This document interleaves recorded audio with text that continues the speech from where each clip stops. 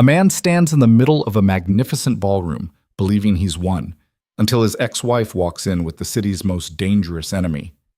That night, before Manhattan's elite, she doesn't scream or cry. She needs only one sentence to shatter it all. This is the story of the most ruthless betrayal, a bloody divorce battle, and a cold-blooded revenge that sends shivers down the city's spine. Watch to the end, and comment where you're watching to let me know how far this story has come. Now, let's begin. From the night everything fell apart, rain hit the glass ceiling of the St. Regis ballroom like bullets, each drop exploding against the surface while 200 of Manhattan's wealthiest pretended not to notice. The storm outside matched the one brewing inside, though nobody knew it yet. Crystal chandeliers swayed slightly from the wind battering the building, casting fractured light across faces painted with too much confidence and not enough truth. Adrian Vale stood near the bar, scotch in hand, watching the room with the expression of a man who believed he owned it. And maybe he did, in a way. The tuxedo fit him like a second skin, tailored to hide the fact that underneath all that expensive fabric was just another bastard who'd gotten lucky once and spent every day since pretending it was skill. His hair was silver at the temples now. Distinguished, people called it, though it really just meant he was aging and still lying about his real age on medical forms. Next to him, Celeste Arden laughed at something he hadn't actually said, her hand resting on his arm with practiced ease. 26 years old, blonde hair that cost more to maintain than most people's rent, and a diamond necklace that caught the light every time she moved. She knew how to position herself for maximum effect. Adrian had taught her that, though she'd been a quick study. The dress she wore was red, not burgundy or crimson, but fire engine red, the kind that screamed for attention and usually got it. "You're staring," Celeste murmured, leaning into him. "Just appreciating the view," Adrian said, but his eyes were scanning the crowd, cataloging who was watching them, who was whispering, who mattered. Reputation was currency in this room, and he'd spent months building a new one after the old one started cracking. 3 months. That's how long it had been since Serena left, or since he'd driven her out. The story depended on who was telling it and how much wine they'd had. Adrian preferred his version. She couldn't handle the truth about their marriage, couldn't accept that people grow apart, couldn't compete with someone younger and more exciting. He told that story so many times he almost believed it himself. Almost. The truth had sharper edges. The truth involved hotel rooms charged to business accounts, dinner reservations at restaurants Serena had introduced him to, and a 6-month affair he'd gotten sloppy about hiding. The truth involved coming home one night to find her sitting in the dark, holding receipts he thought he'd buried deep enough, her face so calm it scared him more than screaming would have. She'd said 3 words. "I know everything." Then she'd walked out. For the first week, Adrian waited for the explosion. Lawyers, accusations, public scenes. Nothing came. The second week, he started getting nervous. By the third week, he convinced himself she was too broken to fight back, too humiliated to show her face in their social circles. So he did what any desperate man does when he's terrified of consequences. He went on offense. He brought Celeste to charity dinners, gallery openings, restaurant launches. He made sure every gossip blog in Manhattan got photos of them together, always touching, always smiling. The message was clear. Adrian Vale had moved on, upgraded, won. Except Serena never disappeared. She just got quiet. And Adrian was too stupid to realize that quiet was more dangerous than rage. "Adrian," someone called from across the room. Mitchell Brennan, hedge fund manager, yacht enthusiast, serial adulterer who somehow stayed married through sheer force of expensive gifts and selective amnesia. "Hell of a party. You bringing her to the Hamptons fundraiser next month?" "Wouldn't miss it," Adrian said, pulling Celeste closer. She fit against him perfectly, all soft curves and practiced adoration. Not like Serena, who'd always stood slightly apart, even in photographs, like she was holding something back. He'd hated that about her. The way she never fully gave herself over, never fully submitted to the role of Adrian Vale's wife. The bartender slid another scotch across the marble counter. Adrian took it without looking, muscle memory from 1,000 similar events in 1,000 similar rooms. The alcohol burned going down, familiar and numbing. "You think she'll make trouble?" Celeste asked quietly, her smile never wavering even though her voice dropped low enough that only he could hear. "Your wife. Ex-wife," Adrian corrected automatically. though the papers weren't signed yet, weren't even filed. And no, she's too proud for that. Probably hiding out in her parents' estate upstate, trying to figure out how to save face. Celeste nodded, but something flickered in her eyes. Doubt, maybe. Or fear. She wasn't stupid, whatever else she was. She'd done her research before agreeing to be seen with him publicly, knew what kind of backlash came with being labeled a homewrecker, even in a city that pretended not to care about such things. Besides, Adrian continued, she signed a prenup. Her lawyers are probably telling her to settle quietly, take what she can get, and move on. That part was true.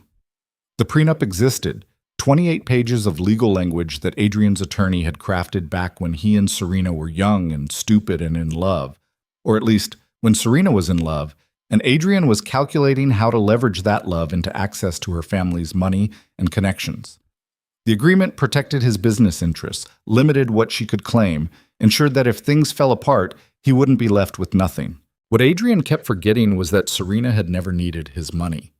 She'd come from wealth that made his look like pocket change, the kind of wealth that didn't shout, that just existed in trust funds and property portfolios and art collections that appreciated while you slept. He'd married up significantly and spent 15 years pretending it was the other way around. The room buzzed with conversation, the sound washing over everything like static. Adrian caught fragments as people passed, something about the Cortez merger, someone's daughter getting into Colombia, where the Richardsons were spending Christmas this year. White noise. Meaningless. The kind of talk that filled up space where actual substance should be. Then the room changed. It wasn't loud, the change. It was subtle, like air pressure dropping before a storm. Conversation stuttered. Heads turned. The noise level dropped from roar to murmur to something close to silence. Adrian felt it before he saw it, that prickle on the back of his neck that meant something was wrong. He turned toward the entrance, following the collective gaze of 200 people. The ballroom doors stood open. Rain blew in, misting the marble floor. And there, framed in the doorway like a photograph designed to destroy him, was Serena. She wore black. Not the complicated architectural black of fashion-forward designers, but simple, elegant black that didn't apologize or explain. The dress fit her like it had been painted on, modest at the neckline, devastating everywhere else. Her dark hair was pulled back, showing the face Adrian had woken up next to for 15 years, the face he'd stopped really seeing sometime around year 7. She looked older than he remembered, thinner, sharper. The softness he'd taken for granted and taken advantage of had been carved away, leaving something harder behind. Her eyes swept the room without urgency, cataloging, assessing, landing on him with the precision of a sniper finding a target. Adrian's throat went dry. The Scotch glass sweated in his hand. Then Serena stepped forward, and Adrian saw who was with her. Roman Castelli. The name landed in Adrian's chest like a physical blow. Every person in this room knew that name. Roman Castelli, who'd built a financial empire out of Brooklyn and refused to move it to Manhattan even when he could afford to. Roman Castelli, whose business dealings lived in that gray zone between legitimate and criminal, close enough to legal that prosecutors never quite managed to make charges stick. Roman Castelli, who'd been photographed with senators and FBI agents, sometimes at the same party, and nobody ever quite knew which side he was really on. Roman Castelli, standing next to Adrian's wife with his hand resting lightly on her back, wearing a suit that probably cost more than Adrian's car. The room held its breath. Celeste's fingers dug into Adrian's arm. "Adrian?" she whispered, urgent now. The performance dropped. I know who it is," Adrian said through his teeth. Serena moved through the crowd like Moses parting the Red Sea, people stepping aside without even realizing they were doing it. Roman walked beside her, relaxed, confident, the kind of man who'd never questioned whether he belonged anywhere. They made their way toward the bar, toward Adrian, with the inevitability of a storm surge. Adrian's mind raced through possibilities. This was a message, had to be. Serena was showing up with the most dangerous man in New York to remind Adrian that she had options, that she wasn't defeated. It was psychological warfare, nothing more. He could handle this. He just had to stay calm, stay controlled, not give her the satisfaction of seeing him rattled. They stopped 3 feet away, close enough to talk without shouting, too close to pretend they hadn't seen each other. For a long moment, nobody spoke. The ballroom might as well have been empty for all the attention Adrian could spare for anyone else. It was just the four of them, standing in a circle of tension so thick it could be cut with a knife. Serena looked at Celeste first. Really looked at her. The kind of examination that inventoried every detail from the professionally styled hair to the designer shoes that had been featured in Vogue last month. When Serena's eyes landed on the diamond necklace, something flickered across her face. Not anger, something colder. "That's pretty," Serena said, her voice soft, conversational, like they were old friends catching up. "The necklace. Cartier, right? From their limited collection last fall?" Celeste's hand went to her throat automatically, fingers brushing the diamonds. "Yes," she said, and her voice came out smaller than she probably intended. "I thought so." Serena smiled, but it didn't reach her eyes. "I have excellent taste." The words hung in the air for a beat before their meaning landed. Celeste's face went white. Her hand dropped from the necklace like it had burned her. Adrian stepped forward, trying to regain control of a situation that was slipping away faster than he could process. "Serena, this is inappropriate." "Is it?" Serena's gaze shifted to him, and Adrian felt the full force of 15 years of intimacy turned into a weapon. She knew him, knew his tells, his weaknesses, the exact places to press to make him bleed. "I thought we were all adults here. I'm simply making conversation." "You're making a scene." "Am I?" She glanced around the room where everyone was definitely watching, definitely listening, definitely recording this on their phones to post the second they got out to their cars. "I haven't raised my voice, haven't said anything untrue. I'm just observing that my husband's girlfriend is wearing jewelry that I purchased. That seems worth mentioning." "Ex-husband," Adrian corrected, but his voice lacked conviction. "Not yet," Serena said pleasantly. "Papers aren't signed, which means we're still married, which means you're still using marital funds to buy gifts for her." She turned back to Celeste, and her smile sharpened. "Did he tell you how he paid for that? Because I have the credit card statements, if you're curious." Celeste looked at Adrian, and he watched in real time as doubt bloomed into certainty, certainty into horror. "You said—" "I said a lot of things," Adrian cut in, desperate now, feeling the situation spiral beyond his control. "Serena, we can discuss this privately." "Ugh. Why?" Serena's voice stayed level, reasonable, which made everything worse. Anger he could have defended against. Hysteria he could have dismissed. But this calm destruction was something else entirely. "You didn't feel the need for privacy when you were parading her around the city, when you were taking her to our restaurants, our hotel, our private club that I sponsored you for because you couldn't afford the membership fee on your own." That landed like a bomb in the middle of the conversation. Adrian felt people nearby shift, whisper, process this new piece of information. He'd spent years crafting the image of a self-made success, and Serena had just casually revealed that it was built on her foundation. Roman, who'd been standing silent this whole time, finally spoke. His voice was low, accented with Brooklyn edges he'd never bothered to polish away. "I think we should all take a breath.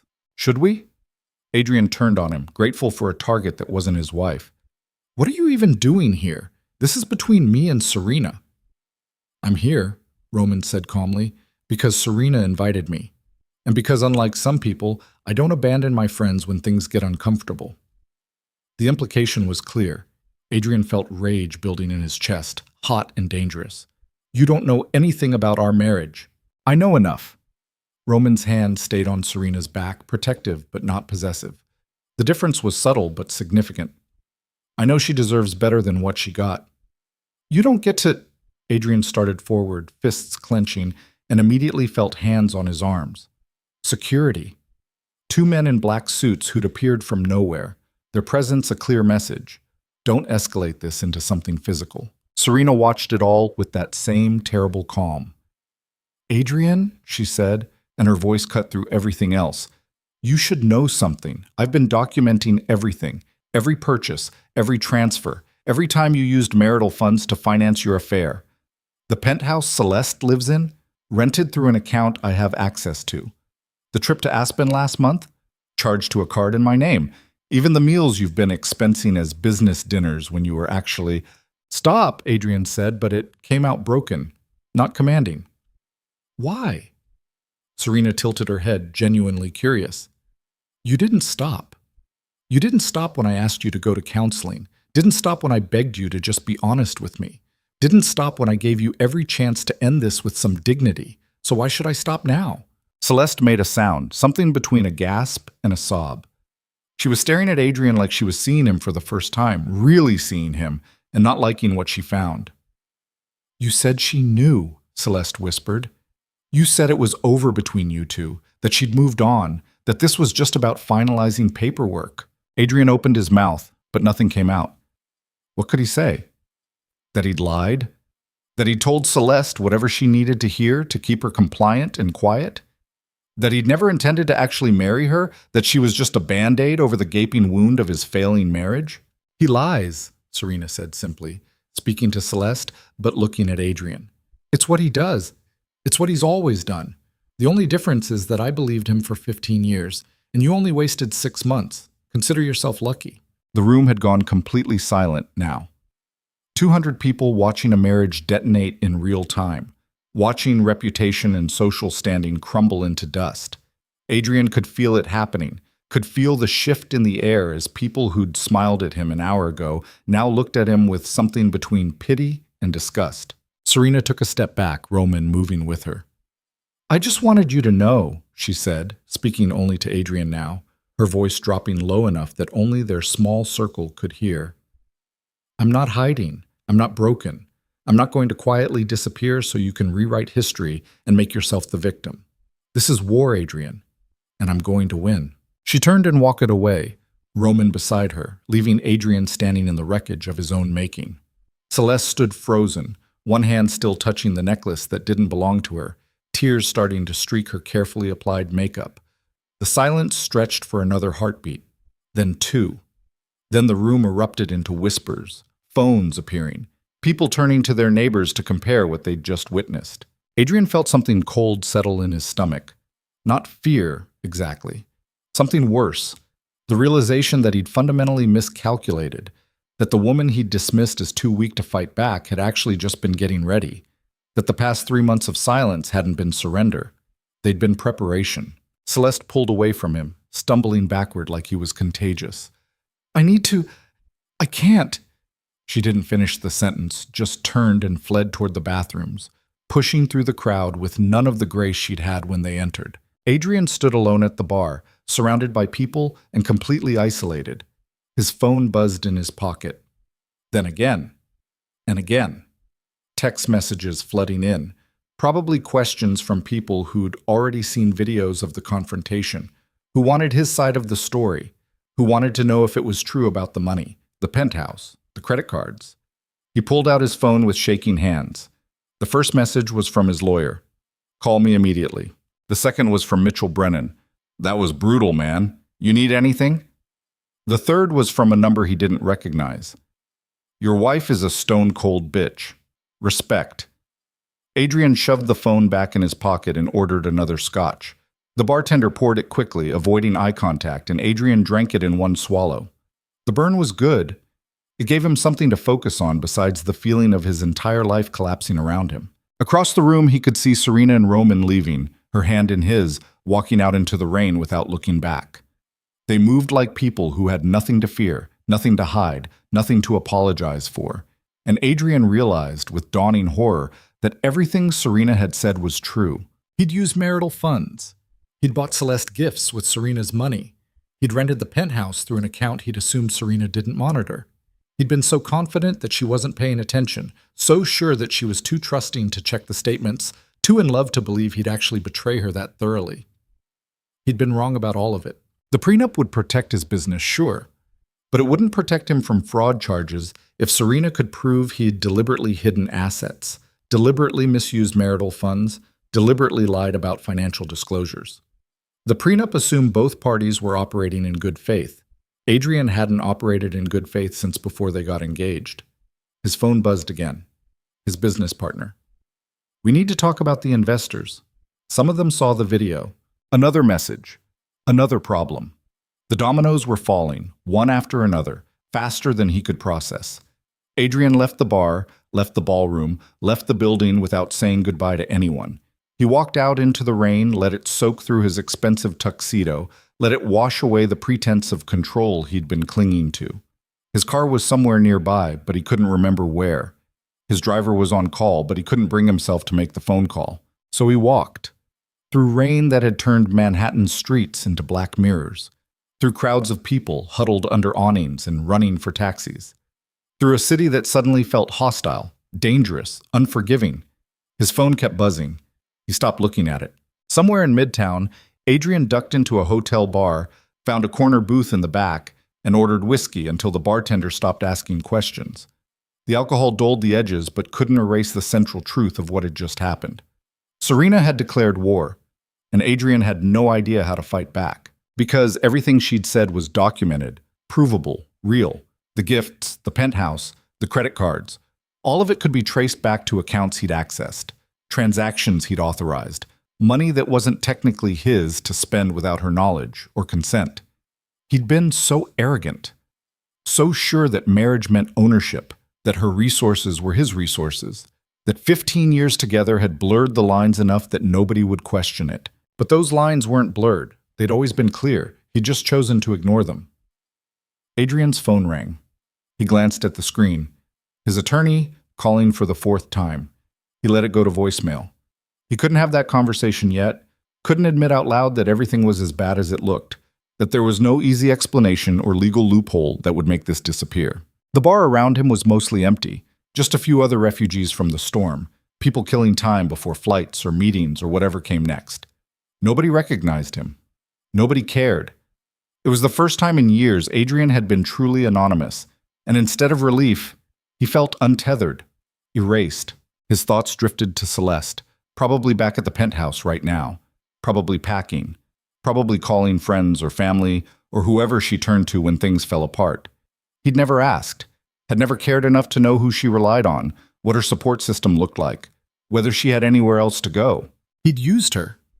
Might as well admit it. Used her youth and her looks and her willingness to believe his version of events. And now she was collateral damage in a war she'd never signed up for. The guilt sat heavy in his chest, unfamiliar and uncomfortable. Adrian wasn't used to feeling guilty. He'd spent most of his adult life justifying his choices, rationalizing his behavior, finding ways to blame other people for the consequences of his own actions. But this was different. This was undeniable. The bartender appeared with another glass. Adrian hadn't ordered it, but he didn't argue. He drank, and the whiskey tasted like regret. Hours passed. Or maybe minutes. Time had stopped making sense. Adrian's phone kept lighting up with messages he didn't read, calls he didn't answer. Eventually, the battery died, and he felt something like relief in the silence. Around 2 a.m, the bartender appeared at his table. "Sir, we're closing soon." Adrian nodded, pulled out his wallet, threw down more cash than was necessary, stood on legs that felt unsteady, walked out into a city that had stopped raining but still felt damp, oppressive, heavy with the weight of what had happened. A taxi pulled up without him hailing it. Adrian got in, gave his address, not the penthouse, his penthouse, the one he'd owned before the marriage, the one he'd kept as an insurance policy against exactly this kind of disaster. The driver didn't try to make conversation. Adrian watched Manhattan slide past the windows, all those lit windows hiding all those private disasters, all those people lying to each other and themselves, all that wealth and power built on foundations of sand. When the taxi stopped, Adrian got out, stood on the sidewalk, looked up at his building. 30 stories of steel and glass. His apartment was on the 22nd floor, 2 bedrooms, a view of the water, enough space for one person living alone. He'd spent 15 years trying to escape this place, trying to build something bigger and better with Serena's help and Serena's money and Serena's connections. And now he was right back where he started. Except worse. Because now everyone knew what he'd done. Now there was evidence. Now there was a record of his lies and his theft and his betrayal. Now there was Serena, who turned out to be smarter and stronger and more dangerous than he'd ever given her credit for. Adrian walked into his building, nodded at the doorman, took the elevator up, unlocked his apartment, and stepped into darkness and silence. He didn't turn on the lights, just stood in the doorway, letting his eyes adjust, looking at the space he'd barely used in years. This was his life now. This was what he'd earned. His phone was dead, so he couldn't call anyone even if he wanted to. Couldn't check the news or social media or gossip blogs to see how bad the damage was, how viral the videos had gone, how thoroughly his reputation had been destroyed. Tomorrow he'd deal with it. Tomorrow he'd call his lawyer, his business partner, his accountant. Tomorrow he'd start trying to salvage whatever was left. But tonight, Adrian Vale stood alone in the darkness and finally understood what he'd lost. Not the money, not the status, not even the marriage, really. He'd lost the only person who'd ever seen past all his bullshit and loved him anyway. And he'd done it deliberately, arrogantly, stupidly, convinced he could have everything without consequences. The joke was on him. Serena had just shown him exactly what consequences looked like. And this was only the beginning. Morning came too fast and too bright. Adrian woke up on his couch still wearing the tuxedo from the night before, shirt untucked, bow tie somewhere on the floor, shoes kicked off, but socks still on. His mouth tasted like something had died in it. His head pounded with the rhythm of a construction site. Sunlight streamed through the windows he'd forgotten to cover, stabbing directly into his brain. He sat up slowly, everything aching, checked his watch, 9:30, late enough that he'd already missed the early damage control window. His phone was still dead. He plugged it in with shaking hands and waited for it to power up, dreading what he'd find. The screen lit up. Notifications exploded across it like a bomb going off. Text messages, missed calls, emails, social media alerts. The numbers kept climbing as the phone caught up with everything it had missed while dead. 50 messages, 70, 100, more. Adrian's stomach turned over. He opened his texts first because he was a coward, and texts felt less permanent than emails or voicemails. His lawyer, call me now. This is a disaster. His business partner, David, emergency board meeting at noon. You need to be there. Mitchell Brennan, page 6 has the video. It's everywhere. His mother, who never texted. What have you done? An unknown number. Your wife is my new hero. Another unknown number. You're finished. And another. Hope it was worth it, asshole. Adrian kept scrolling, watching his life implode in real time through the words of people he knew, people he'd worked with, people who'd smiled at him yesterday and were now sharpening their knives. The messages from the last few hours were worse, more vicious, more personal, written by people who'd decided he was fair game now that the mob had its pitchforks out. He switched to news alerts. Page 6 had run the story at 6 a.m. Socialite scorches cheating husband at Gala. The post was worse. Hell hath no fury. Wife destroys unfaithful spouse in public takedown. Even the Times had picked it up, buried in their society section, but still there. Prominent divorce takes ugly turn at charity event. The videos were everywhere. Someone had caught the whole confrontation, uploaded it while still at the party.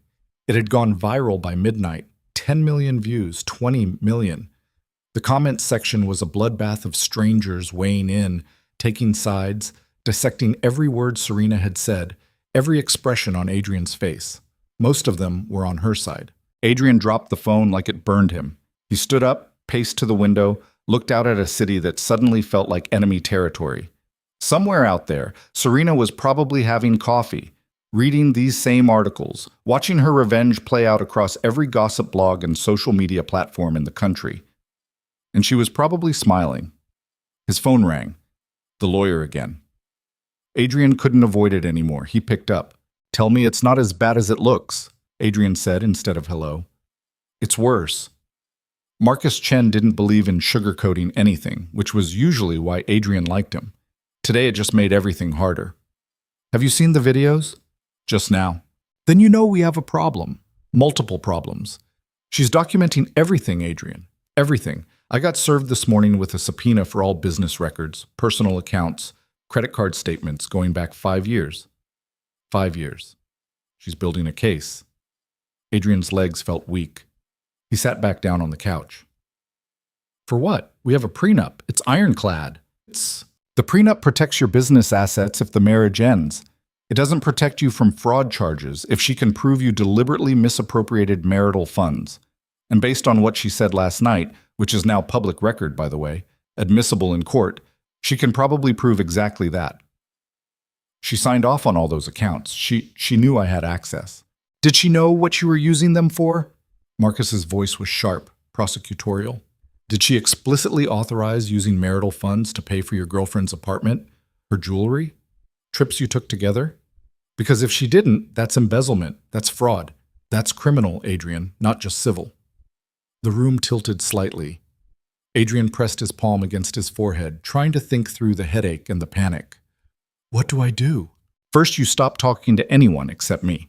No statements to the press. No social media. No trying to defend yourself. Every word you say right now can and will be used against you in court. Second, we need to meet today. I need to know exactly what you spent, where it came from, what documentation exists. We need to get ahead of this before she buries you. I have the board meeting at noon. Cancel it. I can't. David said it's mandatory. Marcus was quiet for a moment. They're going to ask you to step down. The words landed like a physical blow. What? This is a PR nightmare for the company. Investors are spooked. The optics are terrible. A CEO caught embezzling from his wife to fund an affair? That's not just personal scandal anymore. That's a liability. They're going to ask you to step down, probably temporarily, possibly permanently, depending on how bad this gets. They can't do that. I built that company. You built it with her family's seed money and connections, Marcus said bluntly, which is going to come out in discovery if this goes to trial. Adrian, I need you to understand something. Your wife isn't just angry. She's strategic. She waited until she had everything documented, every piece of evidence lined up, every witness prepared. Then she went nuclear in the most public way possible. This wasn't an emotional outburst. This was a calculated attack designed to destroy your reputation, your business, and your legal standing all at once. Adrian felt something cold settle in his chest. Not fear exactly. Something worse. The realization that he'd been playing checkers while Serena was playing chess, and she was already 10 moves ahead. How bad? He asked quietly. If she pushes for criminal charges? You could be looking at jail time if she settles for civil. She could take everything. The prenup won't matter if a judge decides you violated its terms through fraudulent activity. Jesus. Yeah. Marcus paused. There's something else. Roman Castelli. What about him? He's not just her date for the evening. He's funding her legal team. I know the firm she hired. They're the best divorce attorneys in the state, and they don't come cheap. Someone's bankrolling this war, and my guess is it's him. Adrian stood up again, paced, tried to burn off the energy that was making his hands shake. Why would he do that? Maybe he cares about her. Maybe he sees an opportunity to destroy someone in his way. Maybe both. Does it matter? The point is, you're not just fighting Serena. You're fighting someone with unlimited resources and no ethics. And what am I supposed to do about that? Fight back, but carefully. Roman Castelli has connections we don't want to trigger. If you go after him too hard, this could get uglier than it already is. Adrian laughed, but there was no humor in it. How could it possibly get uglier? Trust me, it can always get uglier. They talked for another 20 minutes, Marcus laying out strategy, Adrian trying to focus through the pounding in his head and the growing certainty that his entire life was circling the drain. When they finally hung up, Adrian sat in silence for a long moment, staring at nothing.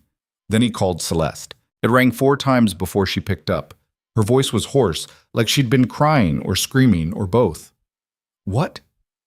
We need to talk. No, we don't. Celeste, listen. I listened last night when you told me everything was fine. I listened 6 months ago when you said your marriage was over. I listened every time you promised me this was real, that I wasn't just some side piece, that you actually wanted a future together. I'm done listening. Where are you? The penthouse. Packing. I'll be gone by tonight. Adrian felt panic spike. If Celeste left now, it would look like an admission of guilt, like everyone was abandoning him. You don't have to leave. This will blow over. Blow over? Her laugh was bitter, broken. Adrian, I'm a meme. Someone made a TikTok of my face when she said the necklace was hers. It has 15 million views. My mother called me crying. My friends won't answer my calls. I got fired from my position at the gallery this morning because they don't want to be associated with the scandal. Nothing about this is blowing over. I'll fix it. How? How are you going to fix the fact that everyone in New York knows I'm the idiot who believed your lies? How are you going to fix the fact that I'm wearing jewelry bought with another woman's money? How are you going to fix any of this when you can't even admit you did anything wrong? Adrian opened his mouth, then closed it. Because she was right. He had no answer that didn't sound like more lies. Did you love me? Celeste asked quietly. Ever? Or was I just convenient? The question hung in the air between them, heavy with implications Adrian didn't want to examine. The honest answer would destroy what little remained between them. The dishonest answer would just be one more lie in a pile that was already collapsing. It's complicated, he said finally. That's a no. Her voice was flat now, emotionless. Okay, good to know. Celeste, don't call me again. Don't text me. Don't try to explain or apologize or whatever you think you need to do to feel better about yourself. Just let me leave. She hung up. Adrian stood there with the phone pressed to his ear, listening to dead air, feeling something crack in his chest that he didn't have a name for. Not heartbreak, not guilt. Something closer to recognition. The understanding that he'd burned another bridge, hurt another person, left another trail of damage in his wake. The pattern was becoming undeniable. He showered, shaved, put on a suit that felt like armor. Checked his phone again. More messages, more condemnation, more people choosing sides. His mother had called 3 more times. He didn't call her back. He couldn't face that conversation yet. Couldn't hear the disappointment in her voice. Couldn't defend himself against accusations he couldn't deny. The board meeting was at the office in Midtown, a building Adrian had walked into 5 days a week for the past 8 years. Today, it felt different. The security guard's greeting was more formal, less friendly. The receptionist wouldn't meet his eyes. People in the elevator pressed themselves against the walls like he was contagious. David was waiting outside the conference room, looking older than he had yesterday, more stressed. They'd been partners for 12 years, built the company from nothing into something worth 9 figures. Now David looked at Adrian like he was looking at a stranger. How bad is it? Adrian asked. They want you gone. Temporarily? David hesitated. Permanently. The word hit like a fist to the gut. They can't do that. I have controlling interest. You have 40%. I have 30. The remaining 30 is split between 5 investors who are all in there right now demanding your resignation. We need a majority vote to override you. And Adrian, we have it. You're voting against me. It wasn't a question, but David answered anyway. I have to think about the company, about everyone who works here, about our clients and our investors and our reputation. Your personal life became a corporate liability the second that video went viral. This is my company. It was our company, David corrected. And now it's going to be my company if we have any hope of surviving this. I'm sorry, I really am. But you did this to yourself. Adrian wanted to argue, wanted to fight, wanted to burn it all down rather than let them take it from him. But he was so tired. Tired of fighting, tired of defending, tired of pretending he hadn't earned every bit of the consequences crashing down on him. How long do I have? He asked. The meeting starts in 10 minutes. You can make a statement if you want, but the votes are already locked. It's a formality. Adrian nodded slowly, straightened his tie, took a breath that felt like glass in his lungs. Let's get it over with. The conference room was full of people who'd made fortunes off his ideas, his work, his vision. They sat around the table like a jury, faces carefully neutral, avoiding eye contact. Adrian took his usual seat at the head of the table and waited for the execution to begin. It didn't take long. David read a prepared statement about protecting the company's interests, about the need for leadership that could maintain stakeholder confidence, about how this was purely a business decision and nothing personal. The vote was called. Hands went up one by one, each one another nail in a coffin Adrian had built himself. 40% voted to keep him. 60% voted him out. Effective immediately, David said, and his voice actually sounded pained. Adrian Vale is removed as CEO and from the board of directors. You'll receive your severance package according to the terms of your contract, and we'll issue a press release this afternoon announcing a leadership transition. Adrian stood. He looked around the table at people who wouldn't look back. Anything else? Silence. Then I guess we're done here. He walked out without looking back, through halls that were already someone else's territory, past offices where people quickly looked away or pretended to be on phone calls. The elevator ride down felt like falling. The lobby was bright and cold and full of strangers. Outside, the city was indifferent to his personal apocalypse. Taxis honked. People rushed past on their way to lunch meetings and coffee dates and lives that didn't involve watching everything crumble. Adrian stood on the sidewalk feeling unmoored, purposeless, unsure where to go or what to do with the rest of a day that suddenly stretched endlessly ahead of him. His phone buzzed. Marcus. Need to see you. Now. New development. Adrian caught a cab to Marcus's office in downtown Manhattan, a sleek building full of lawyers who specialized in making problems disappear. Usually, Adrian felt confident walking into this building. Today, he felt like a defendant, which he supposed he was. Marcus's office was all glass and steel, designed to intimidate. It worked. Adrian sat across from his lawyer and waited for whatever bad news was coming next. Serena filed this morning, Marcus said without preamble, sliding a thick folder across the desk. Divorce petition, asset freeze, restraining order preventing you from accessing any joint accounts. And this is the big one, a formal complaint with the district attorney's office alleging financial fraud. Adrian's vision tunneled. She went to the DA? She went to the DA with documentation. Receipts, bank statements, emails, text messages, everything. They're reviewing it now to determine if there's enough for criminal charges. Jesus Christ. It gets worse. She's also filing suit against the company, claiming that marital funds were used to capitalize your business ventures without her knowledge or consent, and that she's entitled to equity as a result. That's insane. The prenup states that business assets acquired during the marriage remain separate property. It doesn't address business assets acquired with her money. Adrian, her family's initial investment was $7 million. That check was cut before you were married, but it was cut because of your relationship with her. If she can prove the investment was predicated on your engagement, that it wouldn't have happened without the promise of marriage, a judge might rule that it was essentially a marital asset from the beginning. Adrian felt like he was drowning. She's trying to take the company. She's trying to take everything. The company, the apartment, the art collection, the car, the club memberships, the vacation properties, everything you thought the prenup protected, and she might win because you violated the terms by committing fraud. I didn't commit fraud. I used accounts I had access to. You used accounts you had access to for purposes she didn't authorize. That's fraud, Adrian. It doesn't matter if the door was unlocked if you weren't supposed to be in the house. Adrian stood up, paced to the window, looked out at Manhattan stretching in every direction. Somewhere in this city, Serena was sitting in an office just like this one, planning her next move, tightening the noose. He'd underestimated her so completely it was almost funny. Almost. What do we do? He asked. We fight. But Adrian, I need to know, is there anything else? Anything she could find that we don't know about? Any other accounts? Any other transactions? Any other lies that are going to blow up in our faces? Adrian thought about it. Really thought about it. The hotel rooms charged to business accounts. The trips disguised as client meetings. The expensive dinners, the gifts, the lifestyle he'd funded through creative accounting, and assumptions about what he was entitled to. There might be some other transactions, he said slowly. Marcus closed his eyes. How much? I don't know exactly.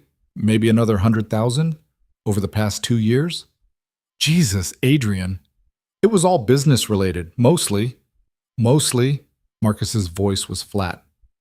Mostly business-related expenditures that you used marital funds for without your wife's knowledge. Do you understand how that sounds? Do you understand how that looks to a judge? I was planning to pay it back. When? When were you planning to pay back money you spent on your mistress? The word hung in the air like an accusation. Mistress. Not girlfriend, not partner, not companion. Mistress. The word carried implications Adrian didn't want to examine, connotations of ownership and secrecy and shame. We need a strategy, Adrian said instead of addressing it.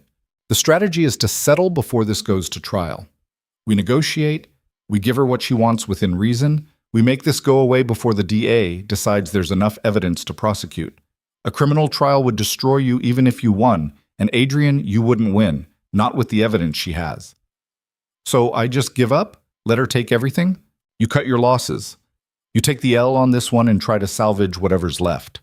The alternative is fighting a war you can't win against an opponent with unlimited resources and public sympathy. Every day this stays in the news is another day your reputation gets worse. Every court appearance is another chance for her to air more dirty laundry. Is that really what you want? Adrian didn't answer because the answer was complicated. Part of him wanted to fight out of pure spite, wanted to drag her through the mud, wanted to make her hurt the way he was hurting. But a larger part, a part that was only now waking up to the reality of his situation, knew Marcus was right. This was a war he couldn't win. The best he could hope for was a managed retreat. Set up a meeting, Adrian said finally, with her lawyers. Let's see what she wants. I'll reach out this afternoon. Marcus gathered his papers, organized them with the precision of someone who dealt with disasters every day. Adrian, one more thing. Roman Castelli. What about him? Stay away from him. Don't confront him. Don't threaten him. Don't even acknowledge he exists. Men like that don't fight fair, and if you provoke him, this could get much worse than a messy divorce. Worse how? Marcus gave him a look that said Adrian was being deliberately dense. He has connections you don't want to explore. He makes problems disappear. If you become a problem, you might disappear too. I'm not being dramatic, I'm being realistic. Leave him alone.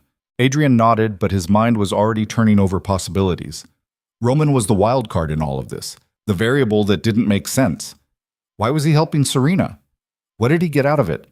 People like Roman Castelli didn't do anything without expecting something in return. The thought nagged at him all the way back to his apartment. He couldn't let it go, couldn't stop picking at it like a loose thread. By the time he got home, he'd convinced himself that figuring out Roman's angle was the key to everything. He called Mitchell Brennan. If anyone knew the gossip about Roman Castelli, it would be Mitchell. Adrian, Mitchell answered on the first ring. Hell of a day you're having. I need information about Roman Castelli.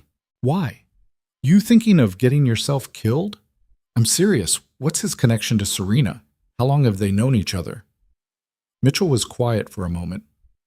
You really don't know? Know what? They've been friends for years, since before you married her. Roman's family and Serena's family go way back, some business connection from when her grandfather was building his empire. Roman was at your wedding, Adrian, front row. The information hit like cold water. Adrian tried to remember his wedding, but it was fuzzy, lost in a haze of champagne and nerves and the overwhelming logistics of marrying into Manhattan aristocracy. Had Roman been there? He honestly couldn't recall. Why didn't she ever mention him? Adrian asked. Maybe because you never asked about her friends, or maybe because she knew you'd be threatened by a guy like that. Either way, they're close. And now he's helping her destroy you. Poetic, really. Thanks for nothing, Mitchell. Hey, I'm just telling you what everyone else already knows. You want my advice? Settle fast and get out before this gets worse. Serena's got the money, the evidence, and apparently the support of one of the most dangerous men in New York. You're outgunned. Adrian hung up and threw his phone across the room, watched it bounce off the couch and land on the floor. Outgunned. Everyone kept saying that like he should just accept it, like he should just lie down and let Serena and Roman walk all over him. But Adrian hadn't built a multi-million-dollar company by accepting defeat. He'd built it by fighting dirty when necessary, by finding angles other people missed, by being willing to do what needed to be done. If Serena wanted war, he'd give her war, even if it destroyed them both. He spent the rest of the afternoon making calls, his accountant, his business contacts, people who owed him favors. He dug through files looking for anything he could use against Serena, any financial irregularity, any questionable transaction, any leverage at all. He found nothing. Her finances were clean, organized, transparent. Of course they were. By evening, Adrian was drunk again, sitting in the dark, staring at the wall. His phone had been buzzing all day with messages he didn't read, calls he didn't answer. The press release about his resignation had gone out at 4 p.m. The news cycle had picked it up immediately. More headlines, more commentary, more people weighing in on his downfall like it was entertainment. Someone knocked on his door. Adrian ignored it. The knocking continued, insistent. Finally, he got up, checked the peephole. It was David. Adrian considered not answering, but curiosity won. He opened the door. David looked terrible, exhausted, stressed, older than his 48 years. He held a bottle of whiskey and 2 glasses. Can I come in? David asked. Adrian stepped aside. They went to the living room, sat in chairs facing each other, and David poured them both drinks without asking if Adrian wanted one. I didn't come here to gloat, David said after they'd both taken a drink. Then why did you come? Because we've been friends for 12 years, and I owe you a conversation that isn't in a boardroom full of lawyers. You voted me out. I did, and I'd do it again because it was the right business decision, but that doesn't mean I'm happy about it. Adrian laughed bitterly. You got what you wanted. The company's yours now. I didn't want it like this. David leaned forward, elbows on his knees. Adrian, what the hell were you thinking? The affair, fine. Marriages fall apart. People cheat. It happens. But using company resources? Using her money? That's not just stupid. That's suicidal.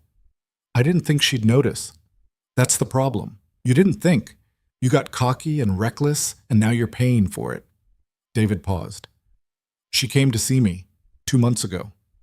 Adrian's head snapped up. What? Serena.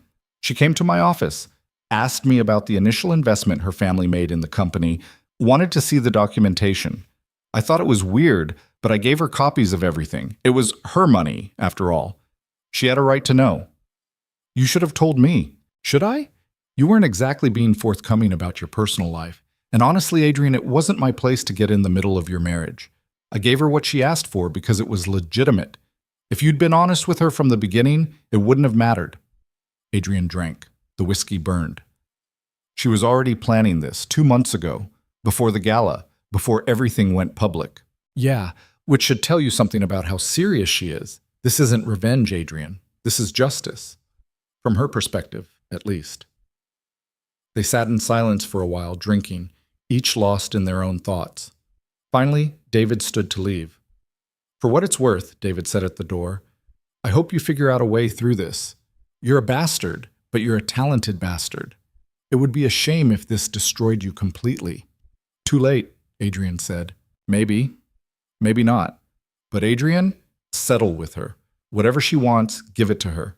Fighting this will only make it worse. After David left, Adrian sat alone in the dark again, the bottle of whiskey slowly emptying. His mind kept circling back to the same realization. Serena had been planning this for months. Every move calculated, every piece of evidence gathered, every ally recruited. She hadn't just gotten ready for war, she'd already won it before he even knew they were fighting.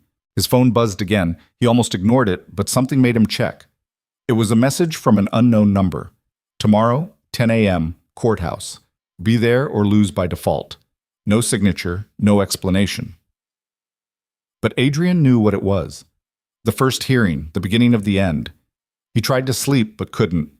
His mind raced through scenarios, possibilities, outcomes. None of them were good. By 3 a.m., he gave up and just lay there in the dark, staring at the ceiling, waiting for dawn. When morning finally came, Adrian dressed like he was going to his own funeral. Black suit, white shirt, black tie. He looked in the mirror and barely recognized himself. The man staring back looked older, harder, more desperate. The courthouse was downtown, a building Adrian had walked past 1,000 times without really seeing. Today it loomed like a monument to his failures. News crews clustered on the steps. Someone had leaked the hearing time. Cameras swung toward him as he approached. Mr. Vale, any comment on the allegations? Do you plan to fight the charges? Is it true you embezzled from your wife? Adrian kept his head down, pushed through the crowd, made it inside. The building was old, marble and wood, and the smell of legal battles that had been fought here for a century. Security waved him through metal detectors. An elevator took him to the 3rd floor. Marcus was waiting outside courtroom D. Ready? No. Good. Neither is anyone else who walks into a divorce hearing. Marcus straightened his tie. Remember, don't react, don't speak unless the judge addresses you directly, and for God's sake, don't make eye contact with her. They walked in. The courtroom was smaller than Adrian expected, more intimate, which somehow made it worse. A few reporters sat in the back. The judge wasn't there yet. And on the other side of the room, sitting with her legal team, was Serena. She looked rested, composed. She wore a navy suit that was professional without being cold, her hair pulled back, minimal makeup. She looked like someone who slept well at night, who didn't spend hours staring at ceilings, who wasn't being slowly destroyed by guilt and consequences. Next to her sat Roman Castelli. Adrian's hands clenched into fists before he could stop them. Marcus touched his arm, a warning. Adrian forced himself to breathe, to relax, to look anywhere except at the man who was funding his destruction. All rise? The bailiff's voice cut through the tension. Everyone stood. The judge entered, a woman in her 60s with gray hair and sharp eyes that had probably seen every variation of human awfulness in her 30 years on the bench. Be seated. She opened a folder, scanned it, looked up. We're here for preliminary motions in the matter of Whitmore versus Vale. Let's begin. What followed was 2 hours of legal language. Adrian only half understood motions and countermotions, arguments about discovery and asset freezes and temporary restraining orders. Serena's lawyers were good, terrifyingly good. They painted a picture of systematic fraud, calculated deception. A man who'd spent years treating his wife's money as his own personal bank account. Marcus fought back, but his arguments sounded weak even to Adrian. The prenup, the business protections, the fact that Serena had signed off on joint accounts. None of it mattered when stacked against the evidence of what Adrian had actually done with that access. The judge listened to everything with an expression that gave nothing away. When both sides had finished, she took off her glasses and addressed the room. I'm granting the asset freeze. All joint accounts are frozen pending a full audit. Mr. Vale, you're prohibited from accessing any marital funds, making any large purchases, or disposing of any assets until this matter is resolved. I'm also appointing a forensic accountant to review all financial records from the past 5 years. Adrian felt the walls closing in. Furthermore, the judge continued, I'm referring the evidence of potential fraud to the district attorney's office for review.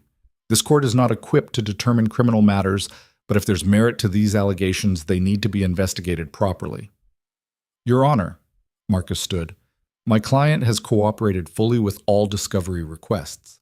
This is a domestic matter, not a criminal one. Referring it to the DA is premature and prejudicial. Your client allegedly embezzled hundreds of thousands of dollars from his wife to fund an extramarital affair. That's not a domestic matter, Counselor. That's theft. The DA will decide if charges are warranted. The judge looked directly at Adrian for the first time. Mr. Vale, I suggest you get your affairs in order. If the DA's investigation supports these allegations, you could be facing serious legal consequences beyond this divorce. She banged her gavel. Next hearing is scheduled for 3 weeks from today.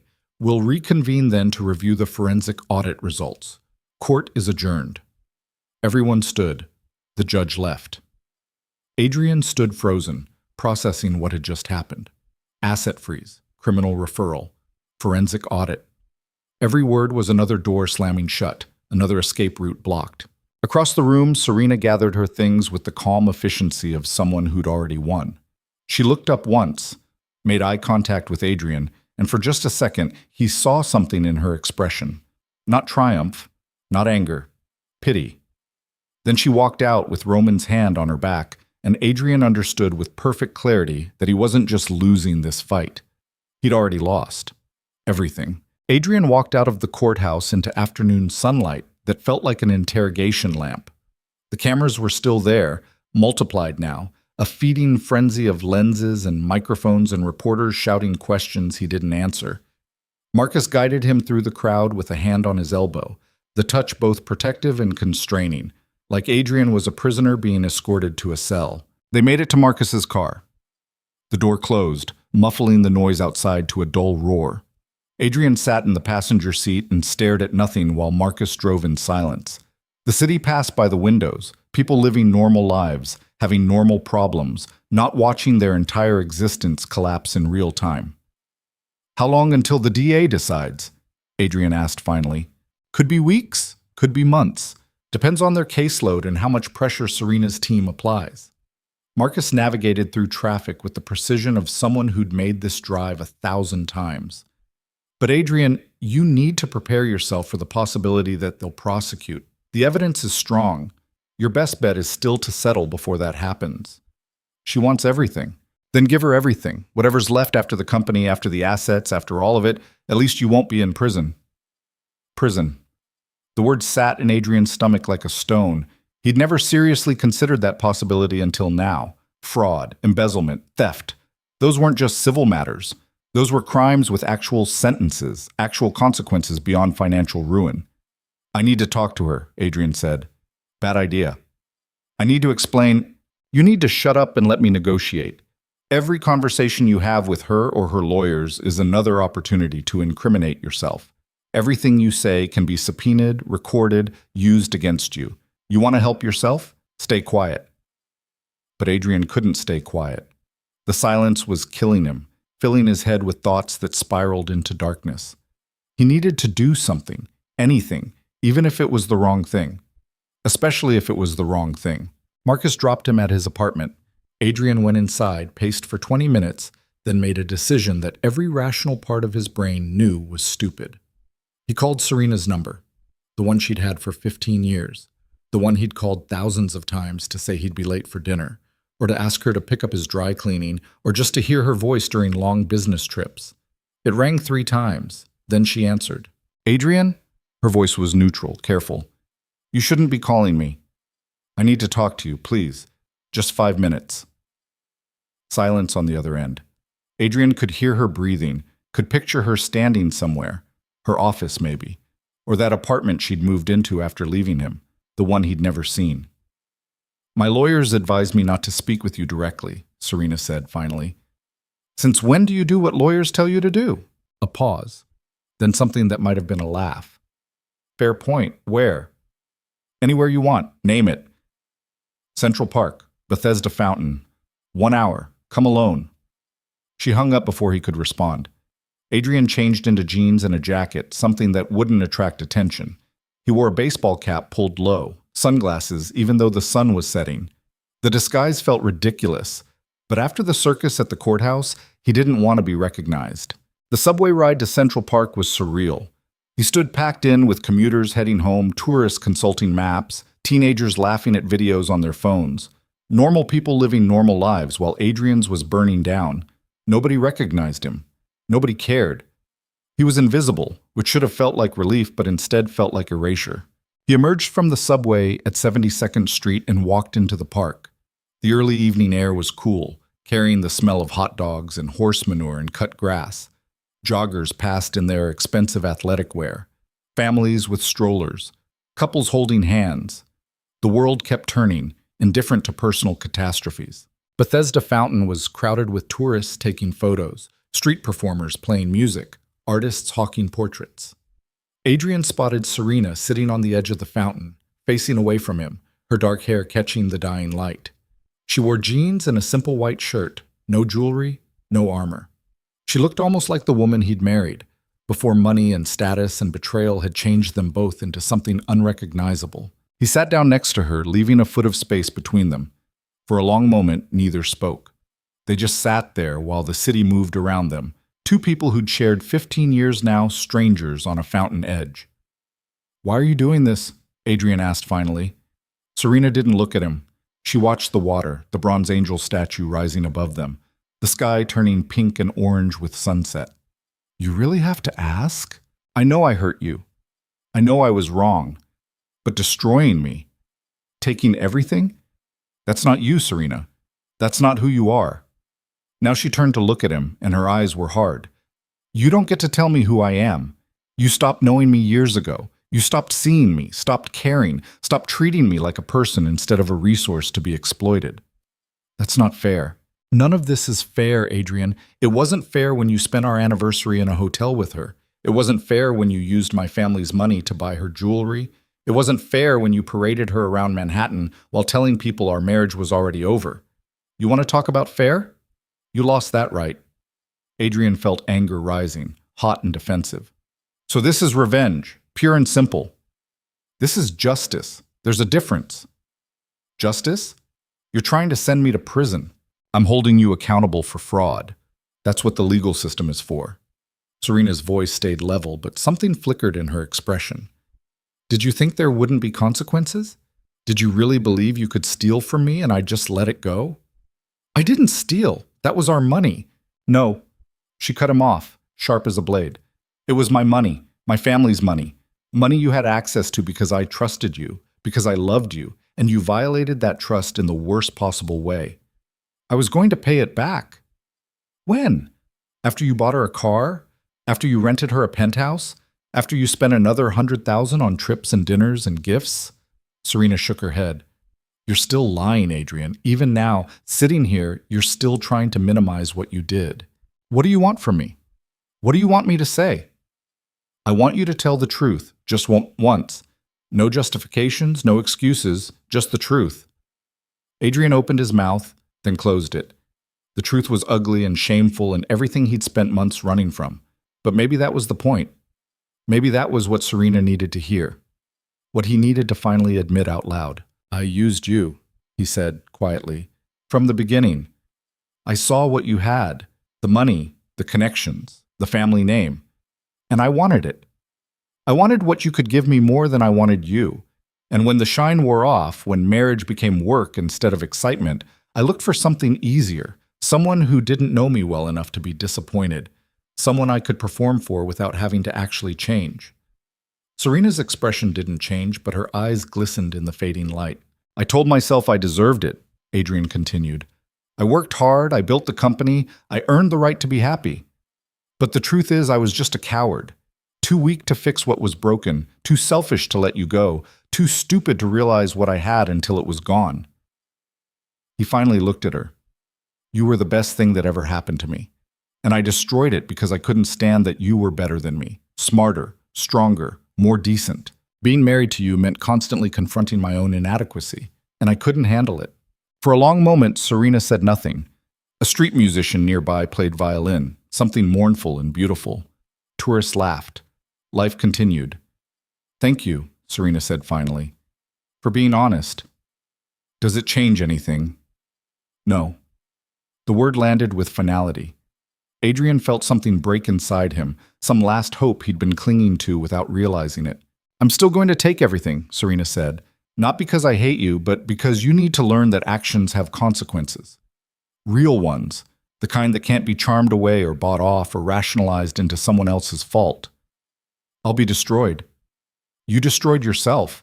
I'm just making sure everyone else sees it. She stood up, brushed off her jeans. Goodbye, Adrian.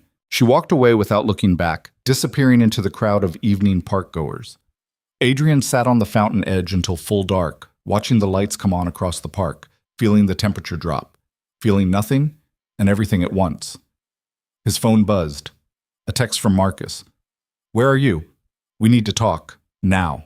Adrian took a cab back to his apartment, the city lights blurring past the windows. His phone kept buzzing with messages he didn't read, calls he didn't answer. When he finally got home, Marcus was waiting in the lobby, pacing, looking more stressed than Adrian had ever seen him. You called her, Marcus said. Not a question. How did you know? Because her lawyers just filed an emergency motion citing witness intimidation and violation of the restraining order. Adrian, what the hell were you thinking? There's no restraining order. The judge said I couldn't access accounts, not that I couldn't talk to her. The temporary order included a no-contact provision pending the full hearing, which you would know if you'd actually read the paperwork instead of just signing it. Marcus ran his hand through his hair. They're asking for sanctions. They're claiming you tried to coerce or threaten her. I didn't threaten anyone, we just talked. Did anyone see you? Any witnesses? Adrian thought about the crowded fountain, the tourists, the street performers, probably half of Central Park. Great. Perfect.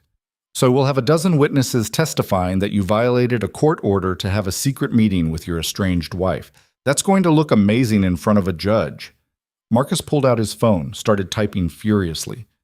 I need to file a response tonight. Try to get ahead of this before it becomes another media circus. They went upstairs to Adrian's apartment. Marcus commandeered the dining table, spreading out files and laptop, working with the focused intensity of someone trying to stop a hemorrhage. Adrian paced the living room, feeling trapped, claustrophobic, like the walls were slowly closing in. Tell me exactly what you said to her, Marcus demanded without looking up from his screen. Adrian recounted the conversation as best he could remember. Marcus's expression grew darker with every sentence. You admitted to fraud, Marcus said flatly. What? You told her you used her money. You told her you exploited her family's connections. You confessed to everything we've been trying to deny. Adrian, do you understand what you've done?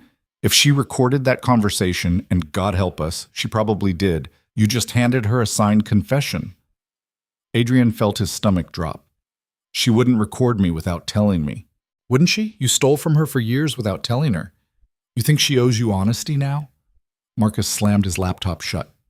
This is a disaster, a complete disaster. I can't defend you if you keep sabotaging yourself. I was trying to make things right. You don't get to make things right.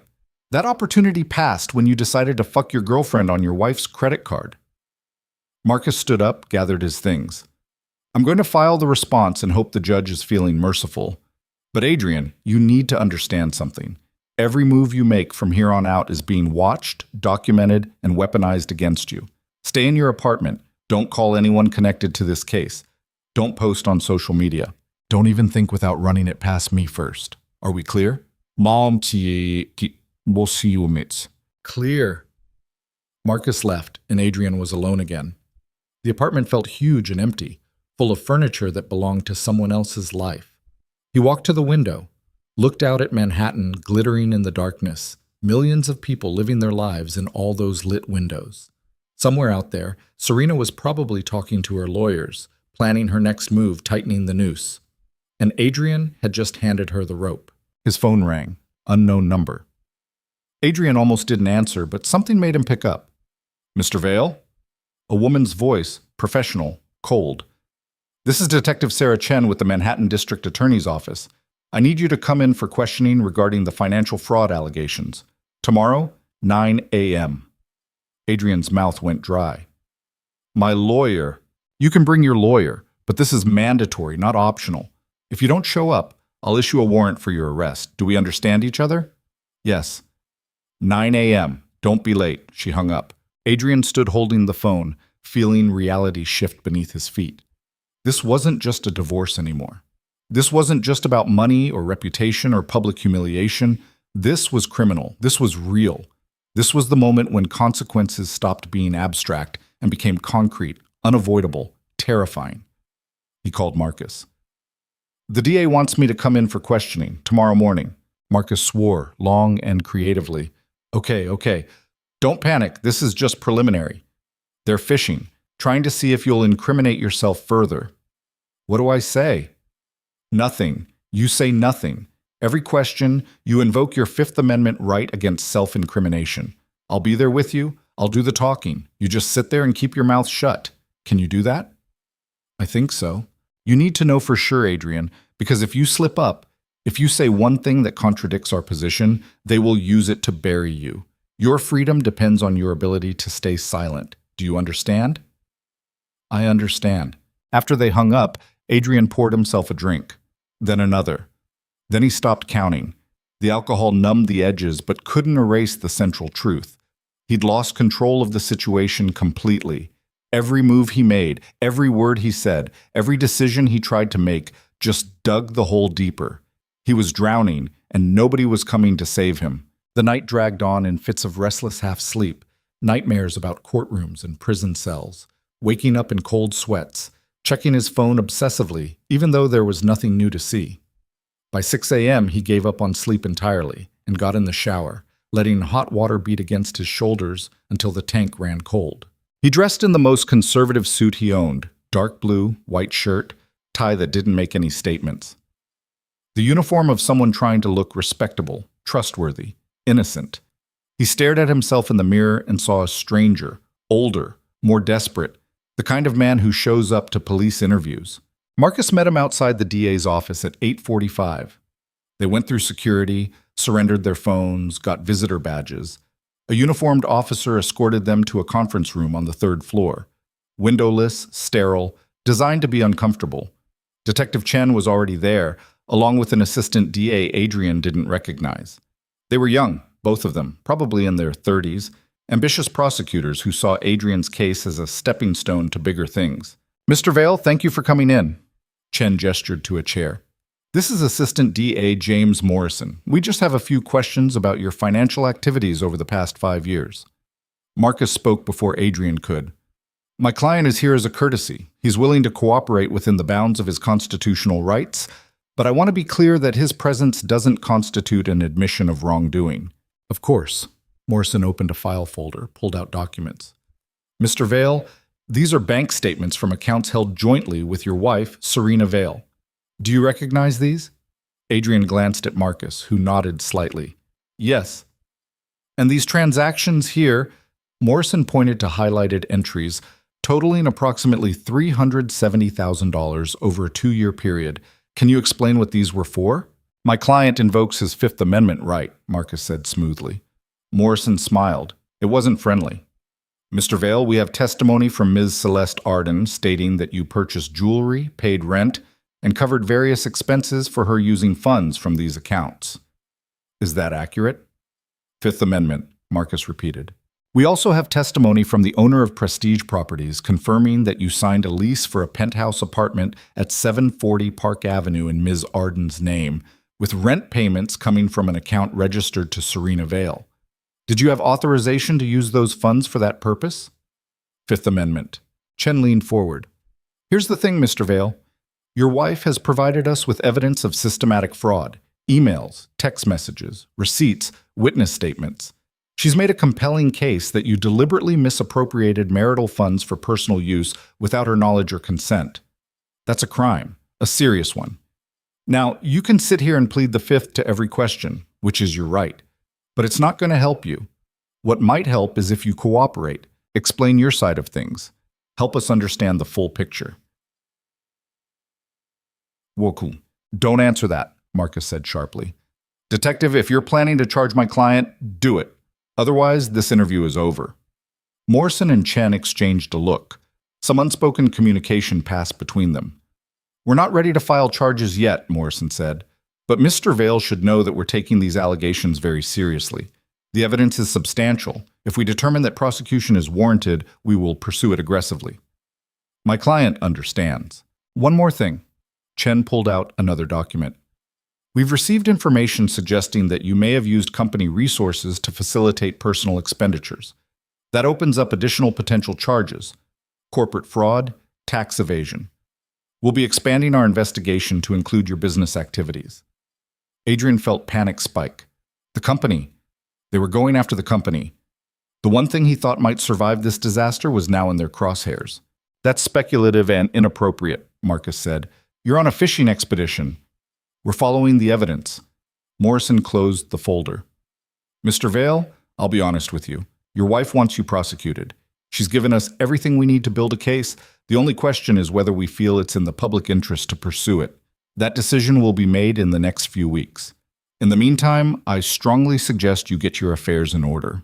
They were dismissed. Adrian and Marcus walked out in silence, took the elevator down, retrieved their phones, made it to the street before Adrian finally spoke. How bad? Bad. They have everything they need. The only reason they haven't charged you yet is they're probably trying to negotiate a plea deal through back channels. What kind of plea deal? The kind where you confess to fraud, agree to a financial settlement that gives Serena everything she's asking for, and hope they don't push for jail time. Marcus hailed a cab. Adrian, I need you to be realistic. The evidence against you is overwhelming. If this goes to trial, you will lose. Your best option, your only option, is to settle everything now and hope the DA decides prosecution isn't worth their time. I'll have nothing left. You'll have your freedom. That's more than you deserve at this point. The words stung because they were true. Adrian got in the cab, gave his address, watched the city slide past the windows. His phone started buzzing the moment he turned it on. Messages, emails, missed calls. He ignored them all. When he got home, there was someone waiting in the lobby. Roman Castelli. Adrian stopped dead.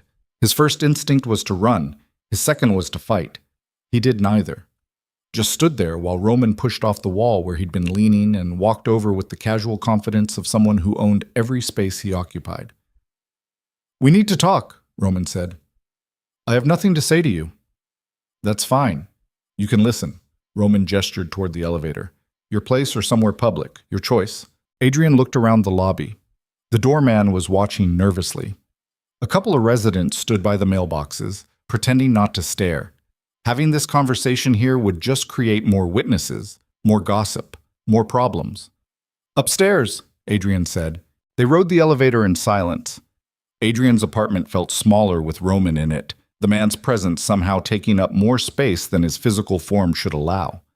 Roman looked around with the assessing eye of someone who noticed everything: the expensive furniture, the artwork on the walls, the view of the water. "Nice place," Roman said. "Serena has good taste." "She's not here." "I know, she doesn't know I'm here either. This is off the record."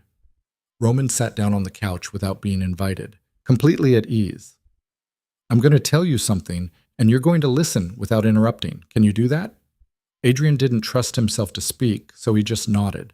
"Serena and I have been friends since we were kids," Roman began. "Our families go back 3 generations. When you married her, I was happy for her. She seemed happy. You seemed decent enough. I figured you'd treat her right." He paused. "I was wrong about you. You don't know anything about our marriage. I know you used her. I know you lied to her for years. I know you stole from her to buy gifts for another woman. I know you humiliated her in front of everyone she knows." Roman's voice stayed level, but something dangerous flickered in his eyes. "What I don't know is why you thought you'd get away with it. Is that why you're here? To threaten me? I'm here to give you a choice." Roman leaned back, perfectly relaxed. "Option 1. You sign everything Serena's lawyers put in front of you. No negotiation, no delays, no games. You give her everything she's asking for, the assets, the business stake, all of it. In return, she'll ask the DA to drop the investigation. You'll walk away broke, but free." "And option 2? Option 2 is I stop being nice." Roman's smile didn't reach his eyes. "I have resources you can't imagine, Adrian. Connections you don't want to understand. I could make your life very difficult in ways that have nothing to do with courts or lawyers, ways that leave marks." The threat hung in the air between them, unsubtle, undeniable. Adrian felt fear crawl up his spine, cold and primal.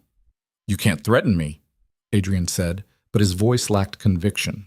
"I'm not threatening you, I'm explaining reality. Serena wants this over. I want Serena happy. You're the obstacle to both those things, so you can either remove yourself voluntarily or you can be removed. Those are your options." "She put you up to this." "She doesn't know I'm here," Roman repeated. "She thinks the legal system will handle everything, and maybe it will. But I'm not a patient man, and I don't like watching my friends suffer while bastards like you drag things out." He stood up, straightened his jacket. "You have 48 hours to decide. After that, I stop playing by Serena's rules and start playing by mine." Roman walked to the door, opened it, then turned back. "One more thing. That penthouse you rented for your girlfriend? I own that building. I could have evicted her any time in the past 6 months, but I didn't because Serena asked me not to. She wanted to handle this through proper channels. That's who she is. Decent, forgiving, willing to give people chances they don't deserve. But my patience isn't infinite. Neither is hers. Think about that while you're making your decision." He left. The door closed with a soft click that sounded like a cell door locking. Adrian stood frozen in the middle of his living room, his mind racing. Roman Castelli had just been in his apartment.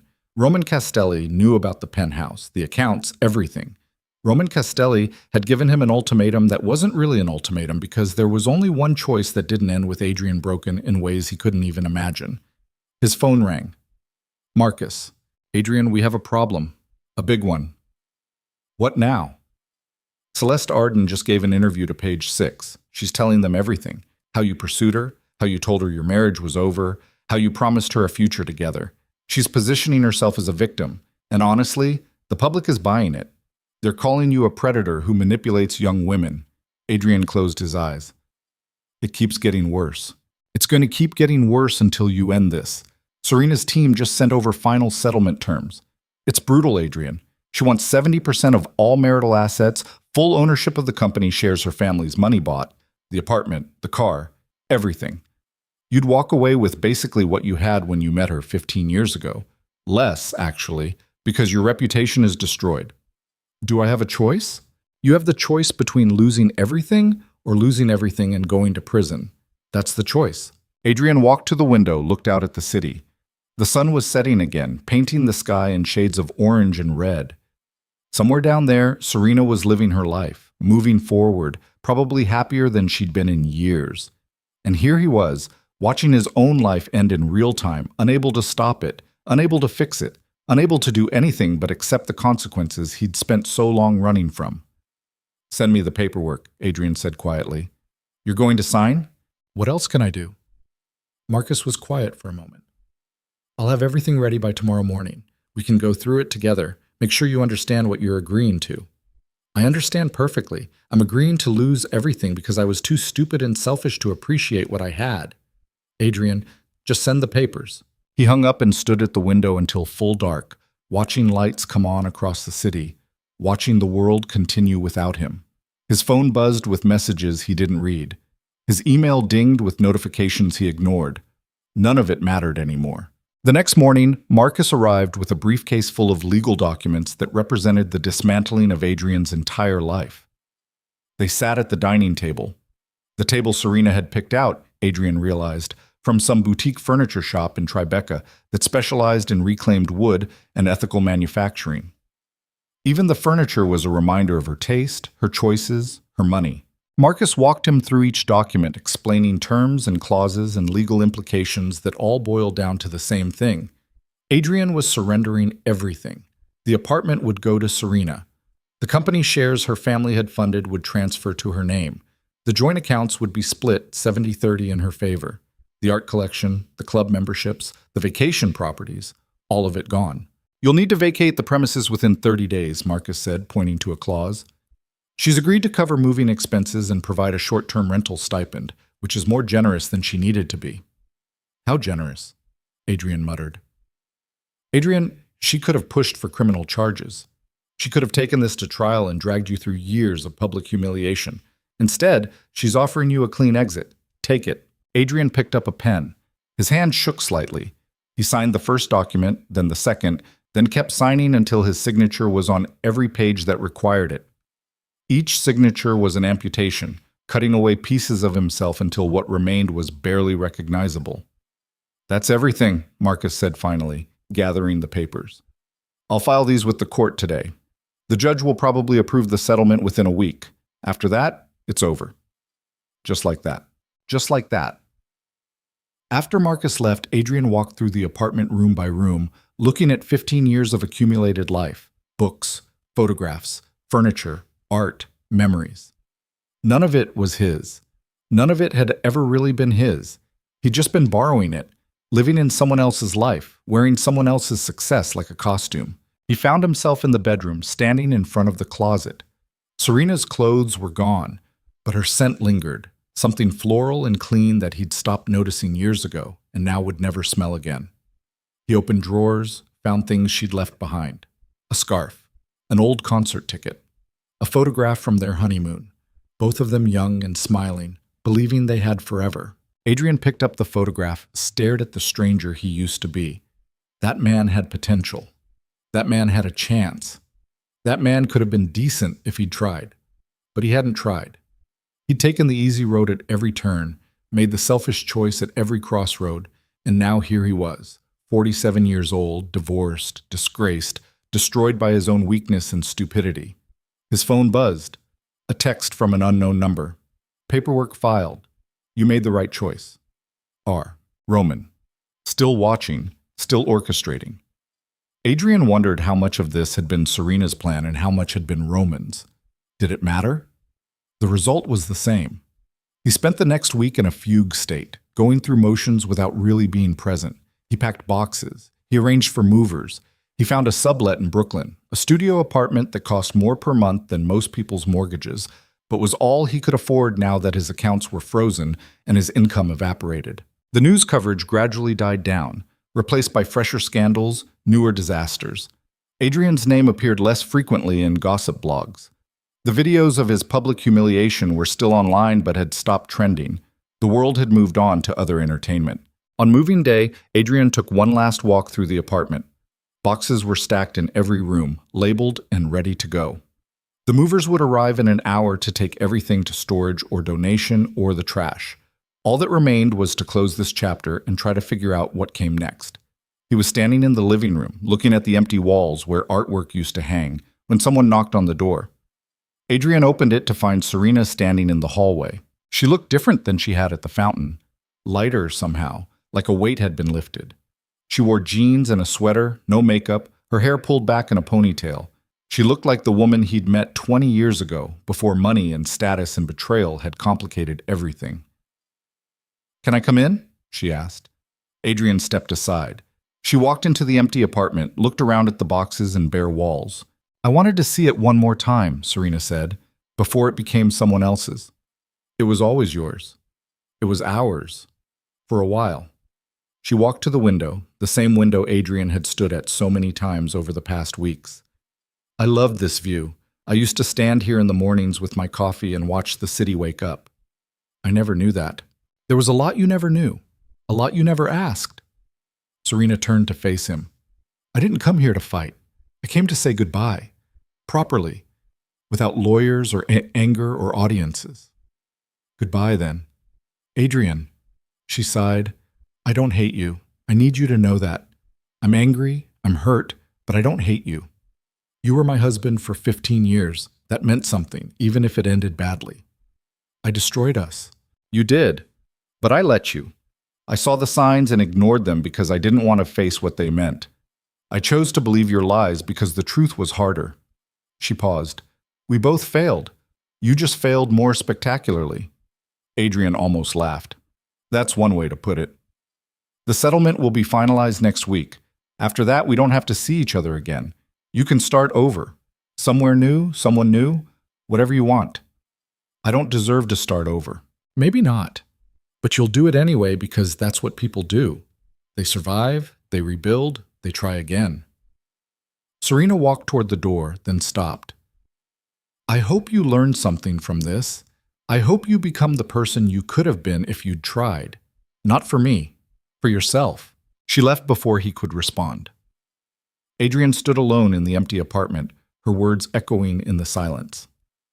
The movers arrived an hour later and took everything away. By evening, the apartment was completely empty, just bare walls and wooden floors and the ghosts of a life that no longer existed. Adrian walked out and didn't look back. He took a cab to Brooklyn, to a building that had seen better days, to a studio apartment that smelled like someone else's cooking and had windows that looked out at a brick wall. He had 2 suitcases, a laptop, and a phone that rarely rang anymore. This was rock bottom. This was what he'd earned, and somehow, impossibly, he would have to find a way to climb back up. The Brooklyn studio apartment had walls thin enough that Adrian could hear his neighbors' lives bleeding through. Arguments in Spanish, a baby crying at 3 a.m., someone's television always too loud, always playing the same cop shows on repeat. The first week, he barely slept. The second week, he stopped trying.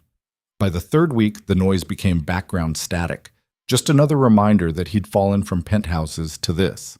Adrian spent his days doing nothing productive. He'd wake up around noon, make instant coffee that tasted like cardboard, then sit at the single window watching people walk past on the street below. Normal people with normal problems. Jobs to go to, families waiting at home. Purpose. He had none of that now. His phone rarely rang. When it did, it was always the same. Creditors, collection agencies, lawyers handling the final details of his dismantling. He stopped answering. Let them leave voicemails he'd never listened to. What could they take that hadn't already been taken? Marcus called once a week, always with the same speech about moving forward, about reinventing himself, about how many successful people had come back from worse. Adrian let him talk until he ran out of platitudes, then hung up without responding. The settlement had been finalized.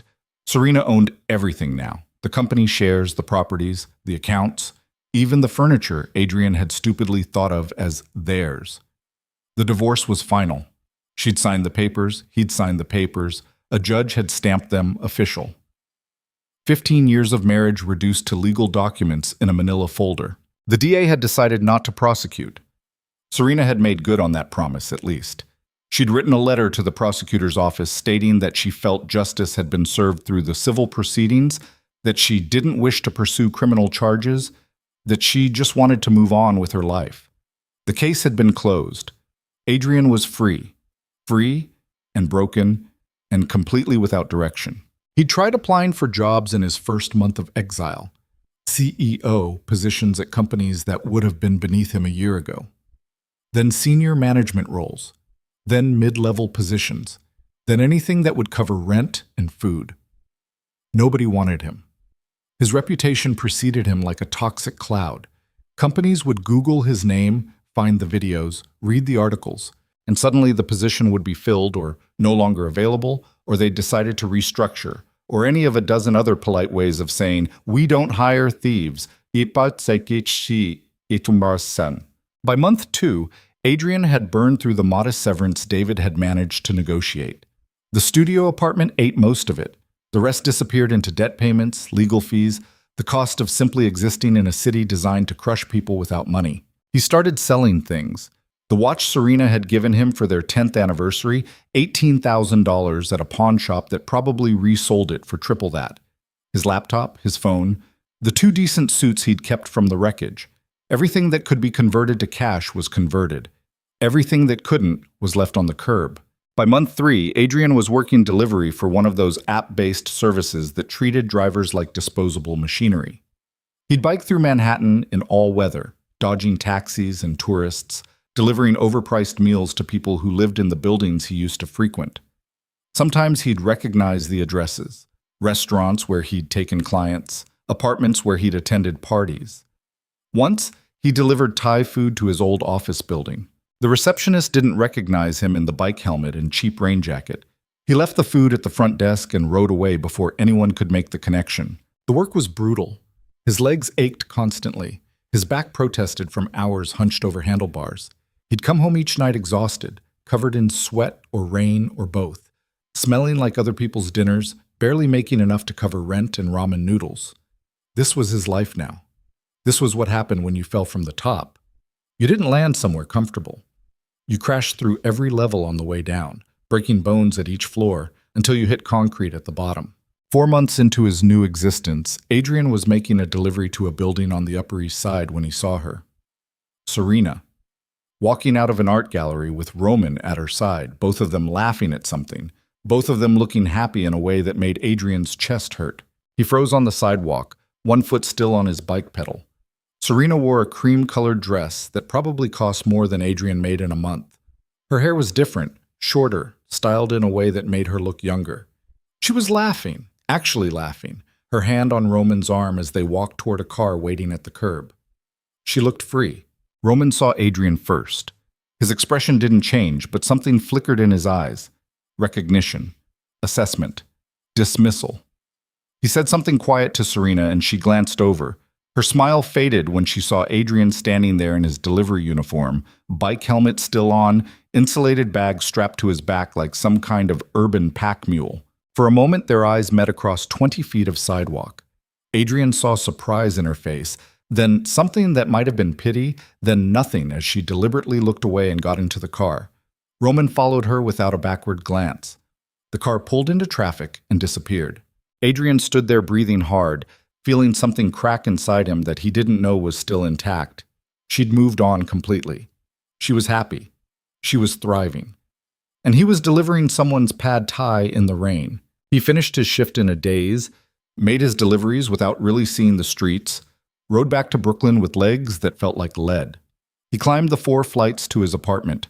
The elevator had been broken for weeks, and stood in the doorway looking at the space that wasn't home, would never be home, was just the place where he waited to die. His phone buzzed. A text from an unknown number. "You looked pathetic today." Good. No signature, but Adrian knew who it was. Roman. Still watching, still twisting the knife. Something inside Adrian shifted. Not anger exactly, something colder. The realization that he'd hit bottom, and there was nowhere left to fall, which meant he had nothing left to lose. That was a dangerous place for a desperate man to be. He'd been passive for 4 months, accepting his punishment, letting life happen to him instead of making choices. But passive acceptance was what had gotten him here in the first place. Accepting that his marriage was dead, accepting that he deserved Celeste, accepting that he could take what he wanted without consequences. Maybe it was time to stop accepting. Adrian spent that night planning instead of sleeping. He had no money, no connections, no resources. But he had something else. He had intimate knowledge of Serena's business dealings from 15 years of marriage. He knew her investment strategies, her financial advisors, her philanthropic projects. He knew where the money flowed and how it moved. And he knew that Roman Castelli's empire, for all its legitimacy on the surface, had cracks underneath. Everyone in Manhattan knew it. Roman existed in that gray zone between legal and criminal, close enough to proper that prosecutors couldn't touch him, but not so clean that someone with the right information couldn't cause problems. Adrian had information, not enough to take Roman down, but maybe enough to make him uncomfortable, maybe enough to get Serena's attention, maybe enough to remind them both that he still existed, that he wasn't some broken thing they could dismiss and forget. It took him 2 weeks to compile everything he remembered. Offshore accounts Serena had mentioned, investment vehicles that seemed designed to hide money rather than grow it, charitable foundations with vague missions and vaguer accounting. Roman's name appeared nowhere in the official documentation, but his fingerprints were all over it. Adrian had been married to Serena long enough to recognize the pattern. He took everything he'd compiled and sent it anonymously to 3 different financial journalists who'd covered white-collar crime. He didn't sign it, didn't explain where it came from, just dropped the information like a bomb and waited to see what exploded. The first article appeared 5 days later, a small piece in a financial blog about questionable investment strategies in high-net-worth philanthropy. It didn't name Serena specifically, but it asked pointed questions about foundations that seemed to exist more for tax avoidance than actual charitable work. The second article was bigger. A mid-tier business publication picked up the story and expanded it, digging into the foundation's tax returns, noting the discrepancies between stated missions and actual distributions. They still didn't name names, but anyone who knew the Manhattan charity scene could connect the dots. The third article was the one that mattered. Page 6 ran a piece titled "Socialites' Charity Under Scrutiny." This time, they named Serena directly. They questioned whether her foundation was legitimate or just a sophisticated tax shelter. They noted the timing of her increased charitable giving, right before her divorce, when moving money into protected structures would shield it from asset division. Adrian watched the story spread across social media like wildfire. The comment sections filled with speculation, accusations, people who'd supported Serena during the divorce now questioning her motives. The narrative was shifting. She wasn't the wronged wife anymore. She was the wealthy elite hiding money while pretending to care about social causes. His phone rang. "Marcus." "Please tell me you didn't do this," Marcus said without preamble. "Do what?" "Don't play stupid. The charity investigation? The leaked financial information? This has your fingerprints all over it." "I don't know what you're talking about." "Adrian, if they trace this back to you, you could be in serious trouble. This looks like retaliation. This looks like you're violating the settlement agreement's non-disparagement clause. It looks like someone leaked information to the press. Happens all the time. Doesn't mean it was me." "Was it you?" Adrian was quiet for a long moment. "What do you think?" Marcus swore. "You stupid, stupid bastard. You just poked a hornet's nest. Serena's team is going to come after you hard for this. And Roman, Jesus, Adrian, you went after Roman Castelli's money laundering operation. Do you have any idea how dangerous that is?" "Maybe I don't care anymore." "Then you're not just stupid, you're suicidal." Marcus paused. "I can't help you with this. You're on your own. Good luck." He hung up. Adrian sat in his apartment and waited for the fallout. It came faster than expected. The next morning, there was someone waiting outside his building when he left for his delivery shift. Not Roman. Not Serena. Someone else. A man in an expensive suit that looked out of place in this neighborhood, standing next to a black sedan that probably cost more than Adrian would make in 5 years. "Mr. Vale?" the man said. Not a question. "Who's asking?" "Someone who wants to talk to you. Get in the car." Adrian looked at the sedan, then back at the man. Every survival instinct he had left was screaming at him to run, but he was tired of running, tired of being scared, tired of hiding in Brooklyn like some kind of fugitive. "And if I don't?" The man smiled, but there was no warmth in it. "Then we'll have a different conversation, one you'll enjoy much less." Adrian got in the car. They drove in silence through morning traffic, heading back toward Manhattan. Adrian watched the city pass by the tinted windows, wondering if this was how his story ended. Disappeared into a car by one of Roman's men, never seen again. Just another unsolved missing person case in a city full of them. But the car didn't head to some abandoned warehouse or remote location. It pulled up in front of a building Adrian recognized. The Carlyle Hotel, where the wealthy went to conduct business away from prying eyes. "Top floor," the man said. "They're waiting." They, plural. Adrian took the elevator up, his heart hammering against his ribs. The doors opened directly into a penthouse suite that probably cost $10,000 a night. Floor-to-ceiling windows overlooked Central Park. The furniture looked like it belonged in a museum. Everything was designed to remind you exactly how much money someone had and how little you mattered in comparison. Serena sat on a cream-colored sofa near the windows. Roman stood next to her, one hand on her shoulder. They watched Adrian enter with expressions he couldn't read. "Sit," Roman said, pointing to a chair across from them. Adrian sat. His hands were shaking slightly. He pressed them against his thighs to still them. "You've been busy," Roman said conversationally, leaking information, playing investigative journalist, trying to damage Serena's reputation. "I don't know what you're talking about." "Don't insult my intelligence. We both know you're behind the charity stories. The timing's too convenient. The information too specific. You're the only person who had access to those details." Adrian looked at Serena. She hadn't spoken yet, just sat there watching him with an expression that was completely neutral. He couldn't tell if she was angry or hurt or just disappointed in his predictability. "Why?" Serena asked finally. "You signed the settlement. It's over. Why drag this out?" "Because you took everything from me. You gave me no choice. You had plenty of choices. You chose revenge." "I chose justice," Serena corrected. "There's a difference." "Is there? Because from where I'm sitting, it looks the same." Roman stepped forward. His presence filled the room, threatening without making any explicit threats. "Here's what's going to happen. You're going to contact those journalists. You're going to tell them you made a mistake, that the information was incomplete, that you were acting out of malice because of your divorce. You're going to publicly retract everything. And if I don't, then I stop being nice." Roman's voice was perfectly calm, which made the threat more effective. "You think the past 4 months have been hard? You think delivering food in the rain is rock bottom? I can show you depths you haven't even imagined. I can make sure you never work again in any capacity, anywhere. I can make sure every door you try to open slams in your face.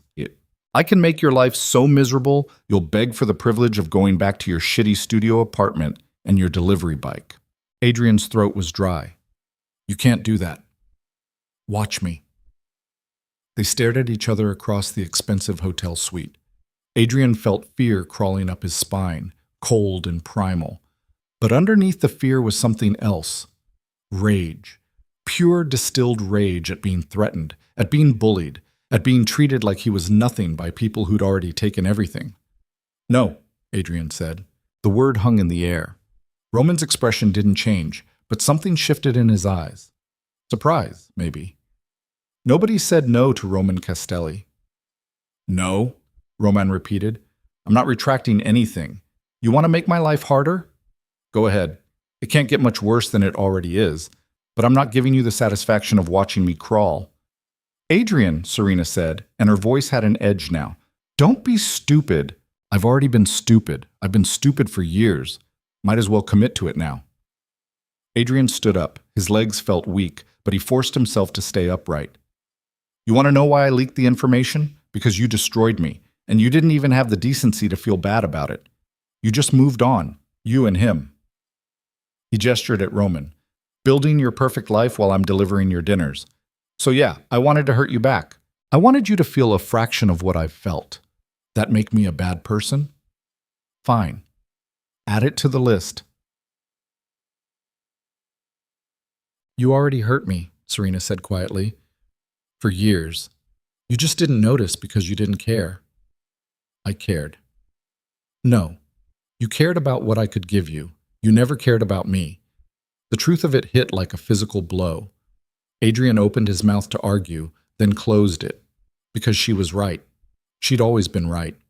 He'd loved the idea of Serena, the status she brought, the doors she opened, the life she made possible. But the actual person? He'd stopped seeing her years ago. "I'm sorry," Adrian said, and meant it for the first time. "For all of it. For being a coward and a user and everything else. I'm sorry." Serena looked at him for a long moment. Something in her expression softened just slightly. "I know. But I'm not retracting the stories."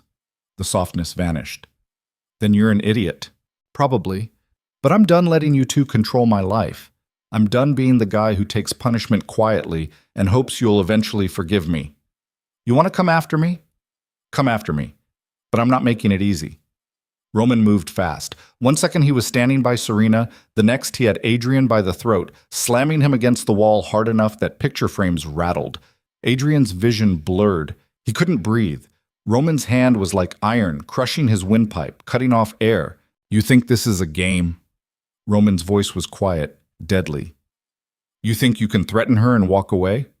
Roman, stop, Serena said, but she didn't sound particularly urgent about it. Adrian clawed at Roman's hand, trying to get free, trying to breathe. Black spots danced at the edges of his vision. This was it. This was how it ended. Strangled in a hotel suite by a man who could make the whole thing disappear with one phone call. Then Roman let go. Adrian collapsed to the floor, gasping, coughing, his throat on fire. He pressed his hand against his neck, feeling where fingers had dug in, where bruises were already forming. You have 24 hours, Roman said, standing over him. Retract the stories or deal with consequences. Your choice. They left him there on the floor. Adrian heard the door close, heard the elevator descend, heard the suite fall silent except for his own ragged breathing. He stayed down for a long time, waiting for his vision to clear, waiting for his hands to stop shaking, waiting for the fear to recede enough that he could think.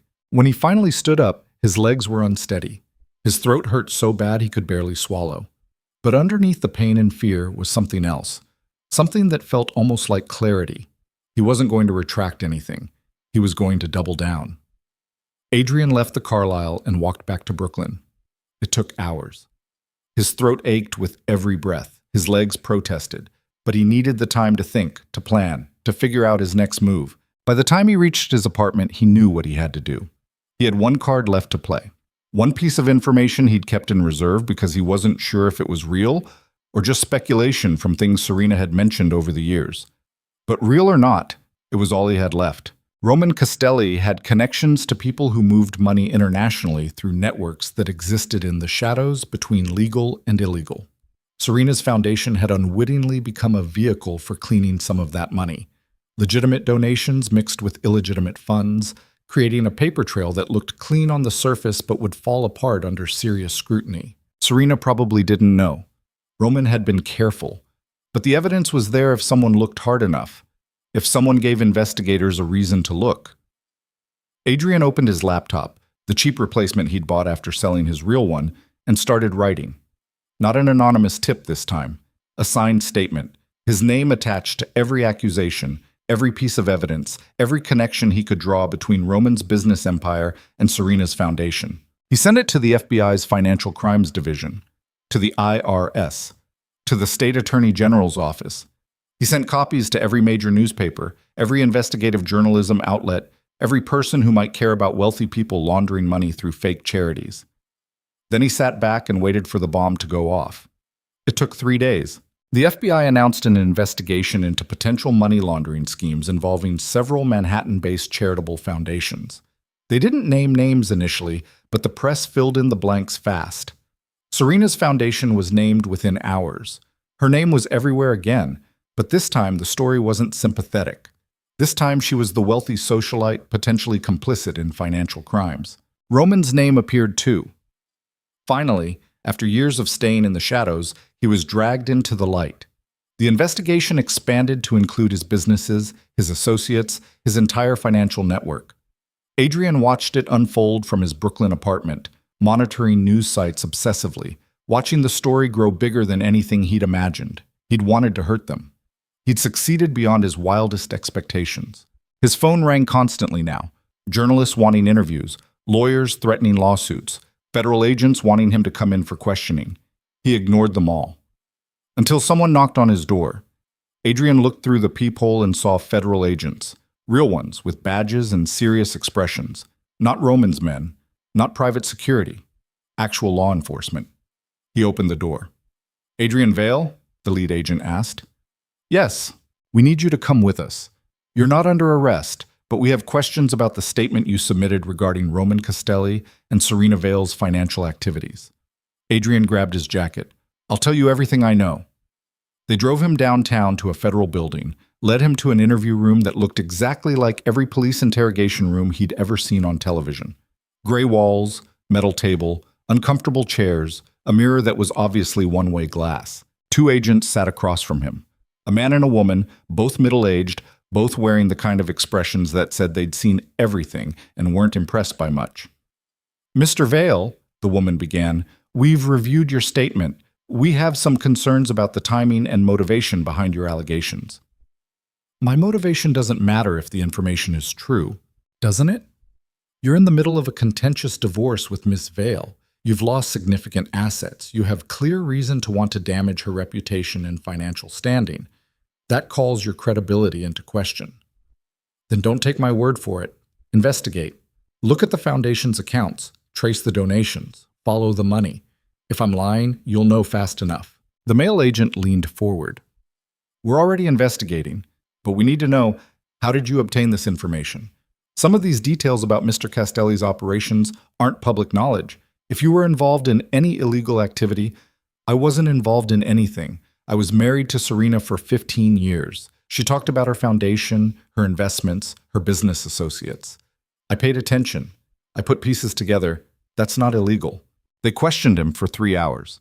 Adrian told them everything he knew, everything he suspected, everything he'd pieced together from years of being married to someone with more money than conscience. He didn't lie. He didn't exaggerate. He just laid out the facts as he understood them and let the agents decide what to do with the information. When they finally let him go, it was dark outside. Adrian walked out of the federal building feeling lighter somehow, like he'd set down a weight he'd been carrying for months, maybe years. He'd burned every bridge. He'd made enemies of people who could destroy him. He'd probably guaranteed that his life would get worse before it got better. But for the first time in 4 months, Adrian felt like he'd done something right.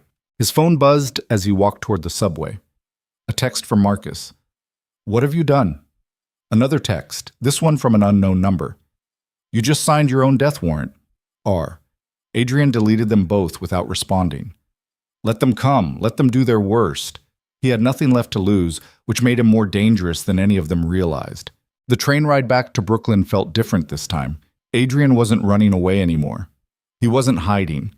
He'd stepped into the fight knowing he'd probably lose, but at least he was fighting instead of just accepting defeat. When he got back to his apartment building, there were 2 men waiting in the lobby. Not federal agents this time, not police. These men had the look of people who solved problems outside the legal system. Adrian stopped in the doorway. His heart hammered against his ribs. This was it. This was the consequence Roman had promised. But before the men could move, another car pulled up outside. Unmarked, but obviously law enforcement. 2 agents got out, the same ones who'd questioned Adrian earlier. "Mr. Vale," the female agent called through the door. "We're going to need you to come back with us. We have more questions." The 2 men in the lobby looked at the agents, then at Adrian, then at each other. Some silent calculation happened. Then they walked out the back exit without a word. Adrian went with the agents, got back in their car, let them drive him back downtown. He didn't know if they'd actually saved him or if they just needed more information. He didn't care. He was alive. He was still in the fight. And tomorrow, when the sun came up, he'd figure out his next move. Because this war wasn't over. It was just getting started. The federal agents drove Adrian back to their office through streets that glistened with rain. Neither of them spoke during the ride.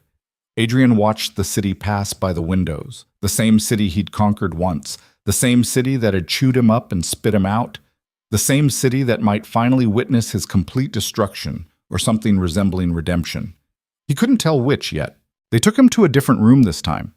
Bigger, with a conference table and actual windows looking out at the Manhattan skyline. A woman in her 50s sat waiting, wearing a suit that screamed federal prosecutor. Her hair was pulled back tight, her expression sharper than any blade Adrian had ever seen. "Mr. Vale, I'm Assistant U.S. Attorney Rebecca Walsh. Sit down." Adrian sat. The 2 agents who'd brought him took positions by the door, blocking any exit. Walsh opened a file folder, pulled out documents, spread them across the table like she was laying out cards in a poker game.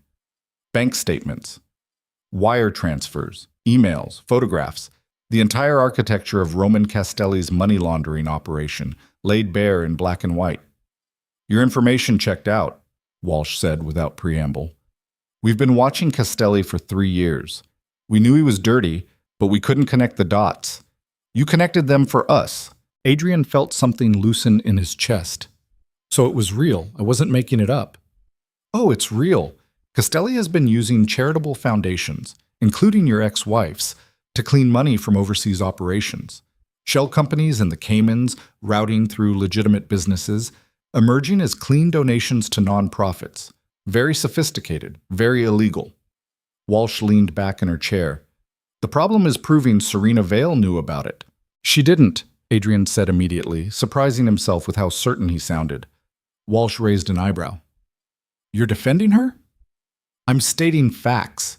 Serena's a lot of things, but she's not a criminal. Roman manipulated her foundation without her knowledge. I was married to her for 15 years. I know how she operates. She wouldn't knowingly break the law." "Then why did you drag her into this investigation?" Adrian was quiet for a moment, trying to find words for the toxic mix of rage and hurt and desperation that had driven him. "Because I wanted her to feel what I felt. Exposed, humiliated, destroyed. I didn't care if it was fair. I just wanted her to hurt. That's honest, at least." Walsh gathered the documents back into the folder. "Here's where we are. We have enough evidence to arrest Castelli. The case is solid, but if Serena Vale is truly innocent, we need proof. We need someone who knows both of them, who understands the operation, who can testify credibly about who knew what and when." Adrian understood what she was asking before she finished. "You want me to testify? You're the key witness. You have intimate knowledge of both parties. You can establish that Serena was manipulated, that Castelli acted alone. Without your testimony, she goes down with him." "Why do you care if she goes down? You said the case is solid." Walsh's expression hardened. "Because I don't prosecute people for being stupid or trusting the wrong person. I prosecute people who commit crimes. If Serena Vale was an unwitting participant, I want to know that. But I need evidence, and right now, you're the only one who can provide it." Adrian thought about Serena sitting in that hotel suite, her hand in Roman's, watching Adrian get threatened and choked and thrown out like garbage. He thought about 4 months of delivering food in the rain while she lived her perfect life. He thought about everything she'd taken from him, everything she'd destroyed. Then he thought about the truth, the actual truth, not the version he'd told himself to justify his rage. "She didn't know," Adrian said quietly. "Roman kept her in the dark deliberately. He'd talk about helping her foundation grow, about bringing in donors, about expanding her charitable reach. Serena thought she was doing good work. She never questioned where the money came from because she trusted him. That's who she is. She trusts people until they give her a reason not to. I gave her that reason. Roman never did." "You're willing to testify to that? Under oath? Even knowing it means your ex-wife walks away clean while you've already lost everything?" Adrian laughed, but there was no humor in it. "What else have I got to lose at this point?" Walsh studied him for a long moment. "There's something else you should know. If you testify, Castelli will come after you, not legally. He can't touch you legally once you're a federal witness, but there are other ways. You'll need protection." "For how long?" "Until the trial ends. Maybe longer if he has a long memory. Men like Castelli don't forget." Adrian thought about his studio apartment, his delivery job, his life of barely scraping by in a city that had forgotten he existed. Protection meant going somewhere else, becoming someone else, leaving behind even the scraps of his old existence. But staying meant living in fear, waiting for Roman's men to finish what they'd started, looking over his shoulder for the rest of his life. "What kind of protection?" Adrian asked. "Witness protection, if it comes to that. More likely just a safe house until the trial, then relocation assistance afterward. New city, new identity, new start." "New start," Adrian repeated. The words felt foreign. He'd been so focused on the past, on what he'd lost, on making Serena hurt, on dragging Roman down, that he hadn't considered there might be something after, that he might have to figure out how to live again instead of just survive. "I'll testify," Adrian said.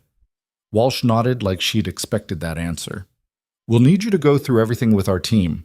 Every conversation you remember between Serena and Roman about the foundation. Every detail about how donations were processed. Every piece of evidence that establishes she was kept in the dark." They worked through the night. Adrian talked until his voice went hoarse, recounting years of dinners and parties and casual conversations where Roman would mention the foundation, where Serena would talk about her charity work, where money moved in ways that seemed generous on the surface, but were actually strategic moves in a criminal enterprise. By dawn, Walsh had enough. "We're moving to arrest Castelli today. I need you somewhere safe before that happens. He'll know immediately who provided the testimony." The agents took Adrian to a safe house in Queens, a nondescript apartment in a building full of immigrants and shift workers who kept to themselves. 2 marshals were assigned to watch him around the clock. No phone, no internet, no contact with the outside world until the trial. Adrian spent 3 days in that apartment watching cable news and eating takeout the marshals brought him. He watched the story unfold on television. Roman Castelli arrested at his office in Brooklyn, led out in handcuffs while cameras rolled, his lawyer immediately declaring innocence and promising aggressive defense. The news anchors called it the biggest financial crime bust in years. Serena's name appeared in every story, but carefully. Under investigation. Cooperating with authorities. No charges filed at this time. The narrative was being controlled, managed, spun. Walsh was keeping her promise to separate Serena from Roman's crimes. On the 4th day, Walsh visited the safe house. She looked tired but satisfied. Castelli's lawyer is already pushing for a plea deal. He knows the evidence is overwhelming, but he's asking for one thing in exchange. "What?" "A meeting with you. Supervised, recorded, no physical contact. He says he'll plead guilty if you agree to talk to him." Adrian felt his stomach drop. Why would he want to talk to me? "I don't know. Maybe to threaten you one last time. Maybe to make peace. Maybe to try to flip you against Serena." Walsh crossed her arms. "You don't have to do this. We have enough to convict him without any deal. But if he pleads guilty, we avoid a long trial. We avoid putting Serena through months of testimony. We avoid dragging this out. Where would this meeting happen?" "Here. Tomorrow. With guards present. You'd be completely safe." Adrian thought about seeing Roman again, the man who'd choked him, threatened him, tried to have him killed. The man who'd taken Serena and built a life with her that should have been Adrian's. The man who'd played puppet master while everyone else danced on strings. "I'll do it," Adrian said. The next morning, they brought Roman to the safe house in handcuffs. He looked diminished somehow, not physically smaller, but less imposing without his expensive suits and the aura of untouchable power. He wore an orange jumpsuit that hung loose on his frame. His face was unshaven. His eyes were tired. They sat on opposite sides of a metal table. 2 marshals stood by the door. A camera in the corner recorded everything. Walsh stood in the background, watching. For a long moment, neither man spoke. "You look like shit," Roman said finally. "Right back at you." A ghost of a smile crossed Roman's face. "Yeah, jail will do that." He leaned back in his chair, chains rattling. "I'm going to plead guilty. Take 20 years, probably serve 12 with good behavior. That's the deal my lawyer worked out." "Why are you telling me this?" "Because I want you to understand something before I go away. What I did to you, all of it, wasn't personal. It was business. You threatened someone I care about, so I responded. That's how my world works. You tried to have me killed. I tried to scare you. There's a difference." Roman's expression hardened. "If I'd wanted you dead, you'd be dead. You're sitting here because I let you sit here." "Generous of you." "No, strategic. Killing you would have made you a martyr. Would have made Serena ask questions I didn't want to answer. Easier to just break you down slowly, turn you into a warning for anyone else who thought about crossing me." Adrian felt rage building in his chest. "You ruined my life." "You ruined your own life. I just made sure everyone saw it." Roman leaned forward as much as the chains would allow. "But here's the thing you need to understand. Serena didn't know. About the money laundering, about using her foundation, about any of it. She thought I was helping her do good work in the world. She trusted me, and I exploited that trust. Why are you telling me this?" "Because when I plead guilty tomorrow, the narrative is going to shift. The press is going to paint me as the villain and Serena as the victim. They're going to say she was manipulated, that she didn't know, that she's innocent. And it's all true. But you're the one who's going to have to live with knowing you almost destroyed her because you couldn't handle your own guilt." The words hit like physical blows. Adrian opened his mouth to argue, then closed it. Because Roman was right. He'd been so focused on making Serena hurt that he'd nearly taken her down with Roman. nearly destroyed an innocent woman because she'd had the audacity to hold him accountable for his actions. "I'm testifying that she didn't know," Adrian said quietly. "I know. Walsh told me. That's why I wanted this meeting. I needed to look you in the eye and make sure you understood what you almost did. You almost sent an innocent woman to prison because you were angry she wouldn't let you steal from her anymore. I know that now." "Do you? Because from where I'm sitting, you seem like someone who's very good at justifying his own behavior and very bad at seeing consequences until they're already happening." Adrian felt shame burn in his chest, hot and acidic. "What do you want from me? Absolution? I can't give you that. You're a criminal. You used Serena just like I did, just in a different way. I'm not asking for absolution. I'm asking you to learn something from this disaster." Roman's voice was quiet now, almost gentle. "You had everything. A woman who loved you, a life most people would kill for, opportunities you didn't earn but got anyway because you married well. And you threw it all away because you couldn't stand feeling inadequate next to someone better than you. You don't know anything about my marriage. I know enough. Serena talked about you sometimes, in the early years. She loved you. Actually loved you, not just the idea of you. And you killed that love slowly, by taking her for granted, by treating her like a resource instead of a person, by making her feel small so you could feel big." Roman paused. "I did something similar. I used her foundation for my own ends without telling her. The difference is I knew what I was doing was wrong. You convinced yourself you deserved it." Adrian wanted to argue, wanted to defend himself, but the words wouldn't come. Because Roman was right about all of it. "When I get out in 12 years, Roman continued, I'm going to be an old man. My empire will be gone. My reputation destroyed. Everything I built turned to ash. That's what I earned for my choices. You're young enough to rebuild, young enough to learn, young enough to become something better than what you were. Don't waste it." "Why do you care what happens to me?" "I don't. I care about Serena. And despite everything you did to her, she still doesn't want to see you destroyed completely. She told Walsh to make sure you were protected, to make sure you had a way forward.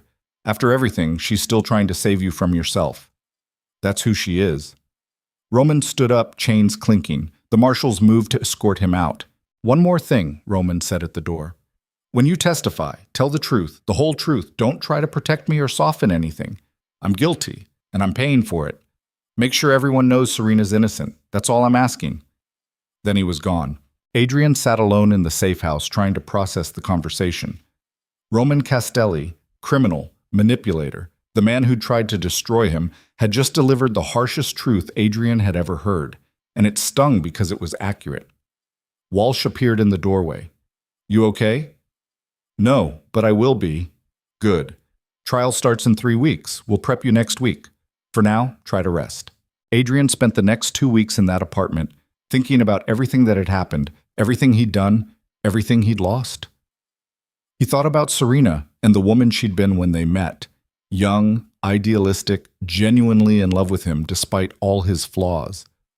He thought about how he'd systematically destroyed that love through neglect and betrayal and cruelty.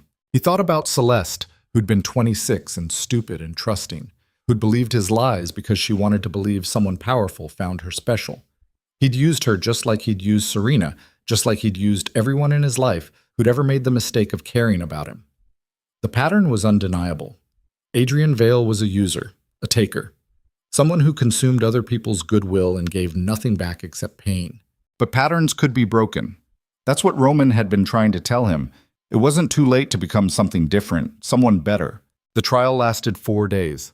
Adrian testified on the second day, spending 6 hours on the stand walking through everything he knew about Roman's operation and Serena's foundation.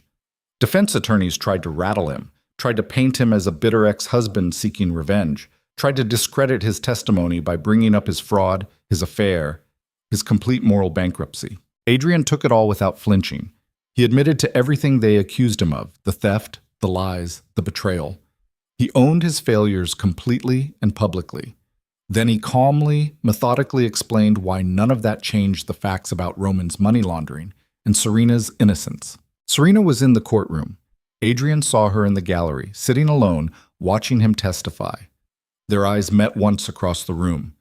Adrian couldn't read her expression, no anger, no gratitude, no emotion at all, Just a woman watching her ex-husband try to salvage some small piece of his soul by finally telling the truth. Roman pled guilty at the end of the second day. The judge accepted the plea and sentenced him to 20 years in federal prison. The courtroom erupted in noise, reporters scrambling for their phones, lawyers arguing procedural points, people gasping at the severity of the sentence. Adrian watched Roman being led away in handcuffs. The man looked back once, caught Adrian's eye, and nodded slightly. Acknowledgement, respect. Two men who destroyed each other recognizing that they'd both lost. Walsh approached Adrian after the sentencing. "You're free to go. Marshals will help you relocate if you want. New city, new name, fresh start. Or you can stay in New York and rebuild here. Your choice." "What about Serena? Is she clear?" "Completely. No charges will be filed. She's cooperating with asset forfeiture, giving up the foundation, returning any donations that came from illegal sources. She'll take a financial hit, but she's not going to prison." Adrian felt relief wash over him. "Good. She didn't deserve this." "No, she didn't," Walsh paused. "For what it's worth, you did the right thing testifying. Took guts to get up there and admit what you did while defending someone who had every reason to want you destroyed. It's the least I could do after almost destroying her myself." He left the courthouse through a side exit to avoid reporters. The marshals drove him back to the safe house to collect his few belongings. They offered him relocation assistance, enough money for first and last month's rent somewhere far from New York, help finding a job, a chance to start over somewhere nobody knew his name or his history. Adrian almost took it, almost ran away to some city where he could reinvent himself, where he wouldn't have to face the consequences of his actions every time he walked down the street. But running was what had gotten him here in the first place. Running from his inadequacy, running from his failing marriage, running from accountability. "I'm staying in New York," Adrian told the marshal. "You sure? Castelli's associates might hold grudges." "I'm sure. I need to face this. All of it." They dropped him at his studio apartment in Brooklyn. The building looked even more run down after 3 weeks away. Adrian climbed the stairs, unlocked his door, stood in the tiny space that smelled like mildew and old takeout. This was his life now. This was what he'd earned. He spent the next month trying to figure out what came next. The delivery app had fired him for missing too many shifts. Nobody else would hire him. His name was still toxic, still associated with fraud and scandal. He lived off the relocation money he'd been offered, but not used, stretching every dollar, rationing food, trying to make it last until he figured out a plan. One afternoon in late fall, Adrian was walking through Brooklyn when he passed a community center. A sign in the window advertised free financial literacy classes for low-income residents. On impulse, Adrian walked in. The director was a woman in her 60s who looked like she'd seen every kind of human misery and still chose to show up every day. She listened to Adrian's pitch. He could teach the financial literacy class. He had experience. He understood money without interrupting. "You're Adrian Vale," she said when he finished. "Yes." "The Adrian Vale who embezzled from his wife." "Yes." "Why would I let you teach people about managing money responsibly?" Adrian thought about that. "Because I know what happens when you don't. I know what it looks like to have everything and lose it through bad choices. I know the consequences, and maybe I can help people avoid making the same mistakes I did." The director studied him for a long moment. "Can you pass a background check?" "Probably not." "That's honest. Most people would lie." She pulled out a form. "We do pay, but it's minimum wage. You'd be teaching twice a week, 2 hours per session. The students are mostly immigrants, people working multiple jobs, folks trying to build better lives for their families. They don't care about your scandal. They just want to learn how not to get taken advantage of by predatory lenders and credit card companies." "I can teach them that." "Then you start next Tuesday." Adrian taught that class for 3 months. He showed people how to read contracts, how to spot scams, how to budget when you had more bills than money. He talked about credit scores and interest rates and the 1,000 small ways the financial system was designed to trap people who didn't understand it. His students ranged from teenagers to grandmothers. None of them knew who he was. None of them cared about his past. They just wanted to learn, and Adrian discovered something surprising. He was good at teaching, patient, clear, willing to explain things a dozen different ways until everyone understood. It wasn't much. It barely paid rent. But it was honest work that helped people. And that felt like something Adrian hadn't experienced in years. Purpose. The sense that he was contributing something positive to the world instead of just taking from it. Winter came to New York. Adrian kept teaching, kept living in his studio apartment, kept rebuilding something that resembled a life.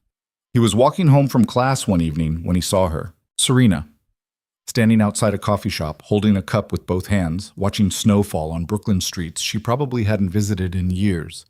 Adrian stopped.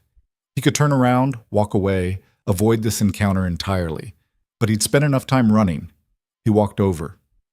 Serena. She turned, and surprise flickered across her face. Adrian, I didn't know you were still in the city. I'm staying, trying to rebuild. In Brooklyn? Where else? Manhattan doesn't want me anymore. They stood in awkward silence while snow fell around them. People passed on the sidewalk, bundled against the cold, paying no attention to two people trying to figure out how to talk to each other after everything that had happened. I heard you testified, Serena said finally, that you told them I didn't know about Roman's operation. Because you didn't. I wasn't going to let you go to prison for something you didn't do. Even after I took everything from you. You took what I stole. That's not the same thing. Adrian shoved his hands in his pockets. I'm sorry. For all of it. For the affair. For the lies. For trying to drag you down with Roman. I was angry and hurt and stupid, and I almost destroyed you because I couldn't handle my own guilt. Serena looked at him for a long moment. The hardness that had been in her eyes for months was gone, replaced by something softer. Sadness, maybe. Or just exhaustion. Roman's in prison for 20 years, she said. My foundation is dissolved. Half my assets were seized in forfeiture. I'm fighting lawsuits from donors who feel deceived. My reputation is in tatters. So yeah, Adrian, you did drag me down. I know. I'm sorry doesn't cover it, but I don't know what else to say. You could say nothing. You could just walk away and let me move on with my life. Is that what you want? She was quiet for a moment, watching snow collect on the sidewalk. I don't know what I want anymore. I thought I wanted revenge. I thought I wanted to see you suffer the way you made me suffer. And I got that. I watched you lose everything, watched you fall apart, watched you hit rock bottom. It should have felt satisfying, but it just felt empty. Because revenge doesn't fix anything. It just creates more damage. That's very wise for someone who spent months trying to destroy me. I learned it the hard way. Serena smiled slightly, the first genuine smile Adrian had seen from her in years. What are you doing now? How are you surviving? Adrian told her about the community center, about teaching financial literacy to people who needed it, about his studio apartment and his barely enough existence and his attempt to build something that mattered on the ruins of everything he'd lost. That's good, Serena said. That's actually good. The Adrian I knew would never have done something like that. The Adrian you knew was an asshole. True. She finished her coffee, tossed the cup in a trash can. I'm leaving New York, moving to Paris for a year, maybe longer. I need distance from all of this. Time to figure out who I am without the foundation, without the reputation, without all the baggage. That makes sense. Yeah? She looked at him, really looked at him, seeing past the cheaper clothes and the worn-down exterior to something underneath. You look different, older, tired, but also like you're actually present in your own life for once. That's new. Rock bottom has a way of forcing presence. I suppose it does. Serena pulled her coat tighter against the cold. I should go. My flight leaves tomorrow morning. Serena, wait. She stopped. Thank you, Adrian said, for having Walsh protect me, for making sure I had a way forward. You didn't have to do that after everything I did. No, I didn't. But holding on to anger forever would have just made me bitter. And I've seen what bitterness does to people. She paused. You hurt me, Adrian, badly. But you also gave me 15 years of your life, and some of those years were good. I'm trying to remember that instead of just the way it ended. I wish I'd been better. I wish I'd been the person you deserved. Maybe you'll be that person for someone else someday. Just not me. She walked away down the Brooklyn street, disappearing into the snow and the evening crowd. Adrian watched her go, feeling something close to peace settle in his chest. Not forgiveness, exactly. Not absolution, just the quiet acceptance that some things couldn't be fixed, only survived. He walked back to his apartment through streets that felt less hostile than they had months ago. Brooklyn had become home in a way Manhattan never really was. These streets didn't care about reputation or status or past mistakes. They just existed, gritty and real and indifferent to personal drama. Adrian climbed the stairs to his apartment, made dinner from rice and canned vegetables, sat by the window watching snow fall on a city that had tried to destroy him and failed. He was poor. He was alone. He was scarred in ways that would never fully heal. But he was alive. He was learning. He was slowly, painfully, becoming someone who might actually deserve redemption someday. The next morning, Adrian went to teach his class. His students were waiting. Maria, who worked 3 jobs and sent money home to Guatemala. James, who'd spent 10 years in prison and was trying to rebuild. Aisha, who'd escaped an abusive marriage with nothing but her 2 kids and her determination to survive. They were all broken in different ways. They'd all made mistakes. They were all trying to build something better from wreckage. Adrian stood at the front of the room and taught them about compound interest, about predatory lending, about the small financial decisions that added up to either stability or disaster. He taught them what he wished someone had taught him 20 years ago, that money was a tool, not a measure of worth, that taking shortcuts always cost more in the end, that the only sustainable path forward was the honest one, even when it was harder. After class, Maria approached him with a question about credit cards. Adrian helped her understand the terms, showed her how to avoid the traps, gave her strategies for building credit without falling into debt. She thanked him in broken English, her gratitude so genuine it made his chest ache. "You're a good teacher, Mr. Adrian," she said. "I'm trying to be. That's all any of us can do, try to be better than we were yesterday." Adrian walked home through Brooklyn streets as evening fell, thinking about Maria's words. Better than yesterday. That was the bar. Not perfection, not redemption, not erasing the past, just incremental improvement, one day at a time. Months passed. Winter turned to spring. Adrian kept teaching, kept learning, kept building. He moved to a slightly better apartment, still in Brooklyn, still small but with actual sunlight and neighbors who didn't scream through the walls. He started volunteering at a legal aid clinic, helping low-income residents understand contracts and financial documents, using his knowledge for good instead of exploitation. He heard through Marcus that Serena was thriving in Paris. She'd started a new charitable project focused on financial education for refugees. She'd met someone, a French architect apparently, someone decent who treated her well. The news should have hurt, but Adrian found he was happy for her. She deserved happiness after everything. Celeste had disappeared from social media entirely. Adrian hoped she'd found peace somewhere far from the wreckage of their affair. She'd been young and stupid, but so had he at that age. Maybe older and supposedly wiser too. She deserved better than what he'd given her. Roman was serving his sentence at a federal facility upstate. Adrian thought about visiting once, but decided against it. That chapter was closed. Whatever Roman had been trying to teach him in that last conversation had been learned. There was nothing more to say. A year after the trial, Adrian was offered a full-time position at the community center. Not much money, but a salary, benefits, stability. He accepted without hesitation. 2 years after the trial, a publisher contacted him about writing a book.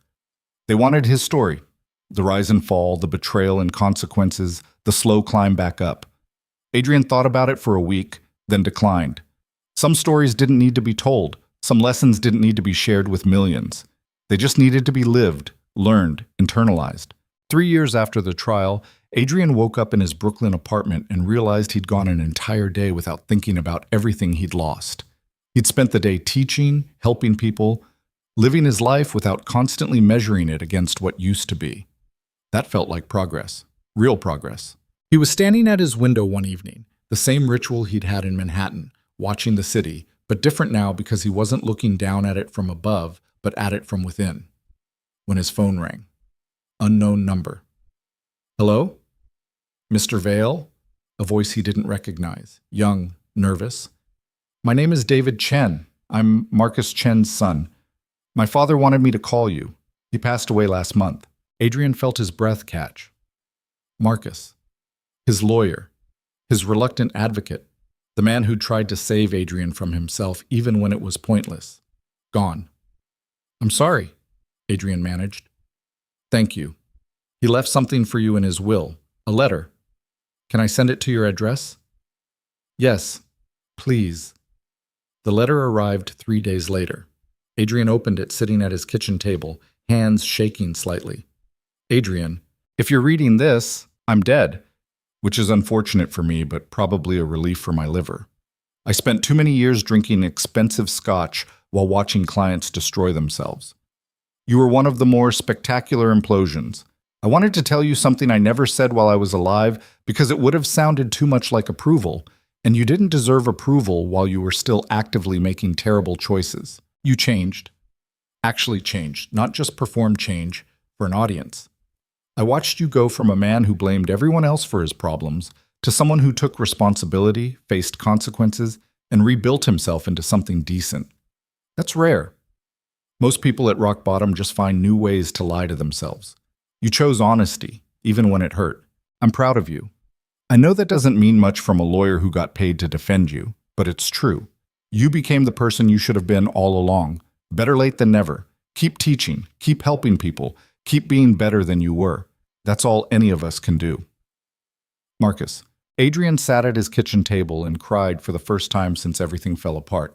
Not for what he'd lost, not for what could have been, for what was. A life that mattered in small ways, a purpose beyond accumulation, a version of himself that wasn't built on lies and exploitation. He cried for Marcus, who'd seen something worth saving even when Adrian couldn't see it himself. He cried for Serena, who'd loved him once and deserved better than what he'd given.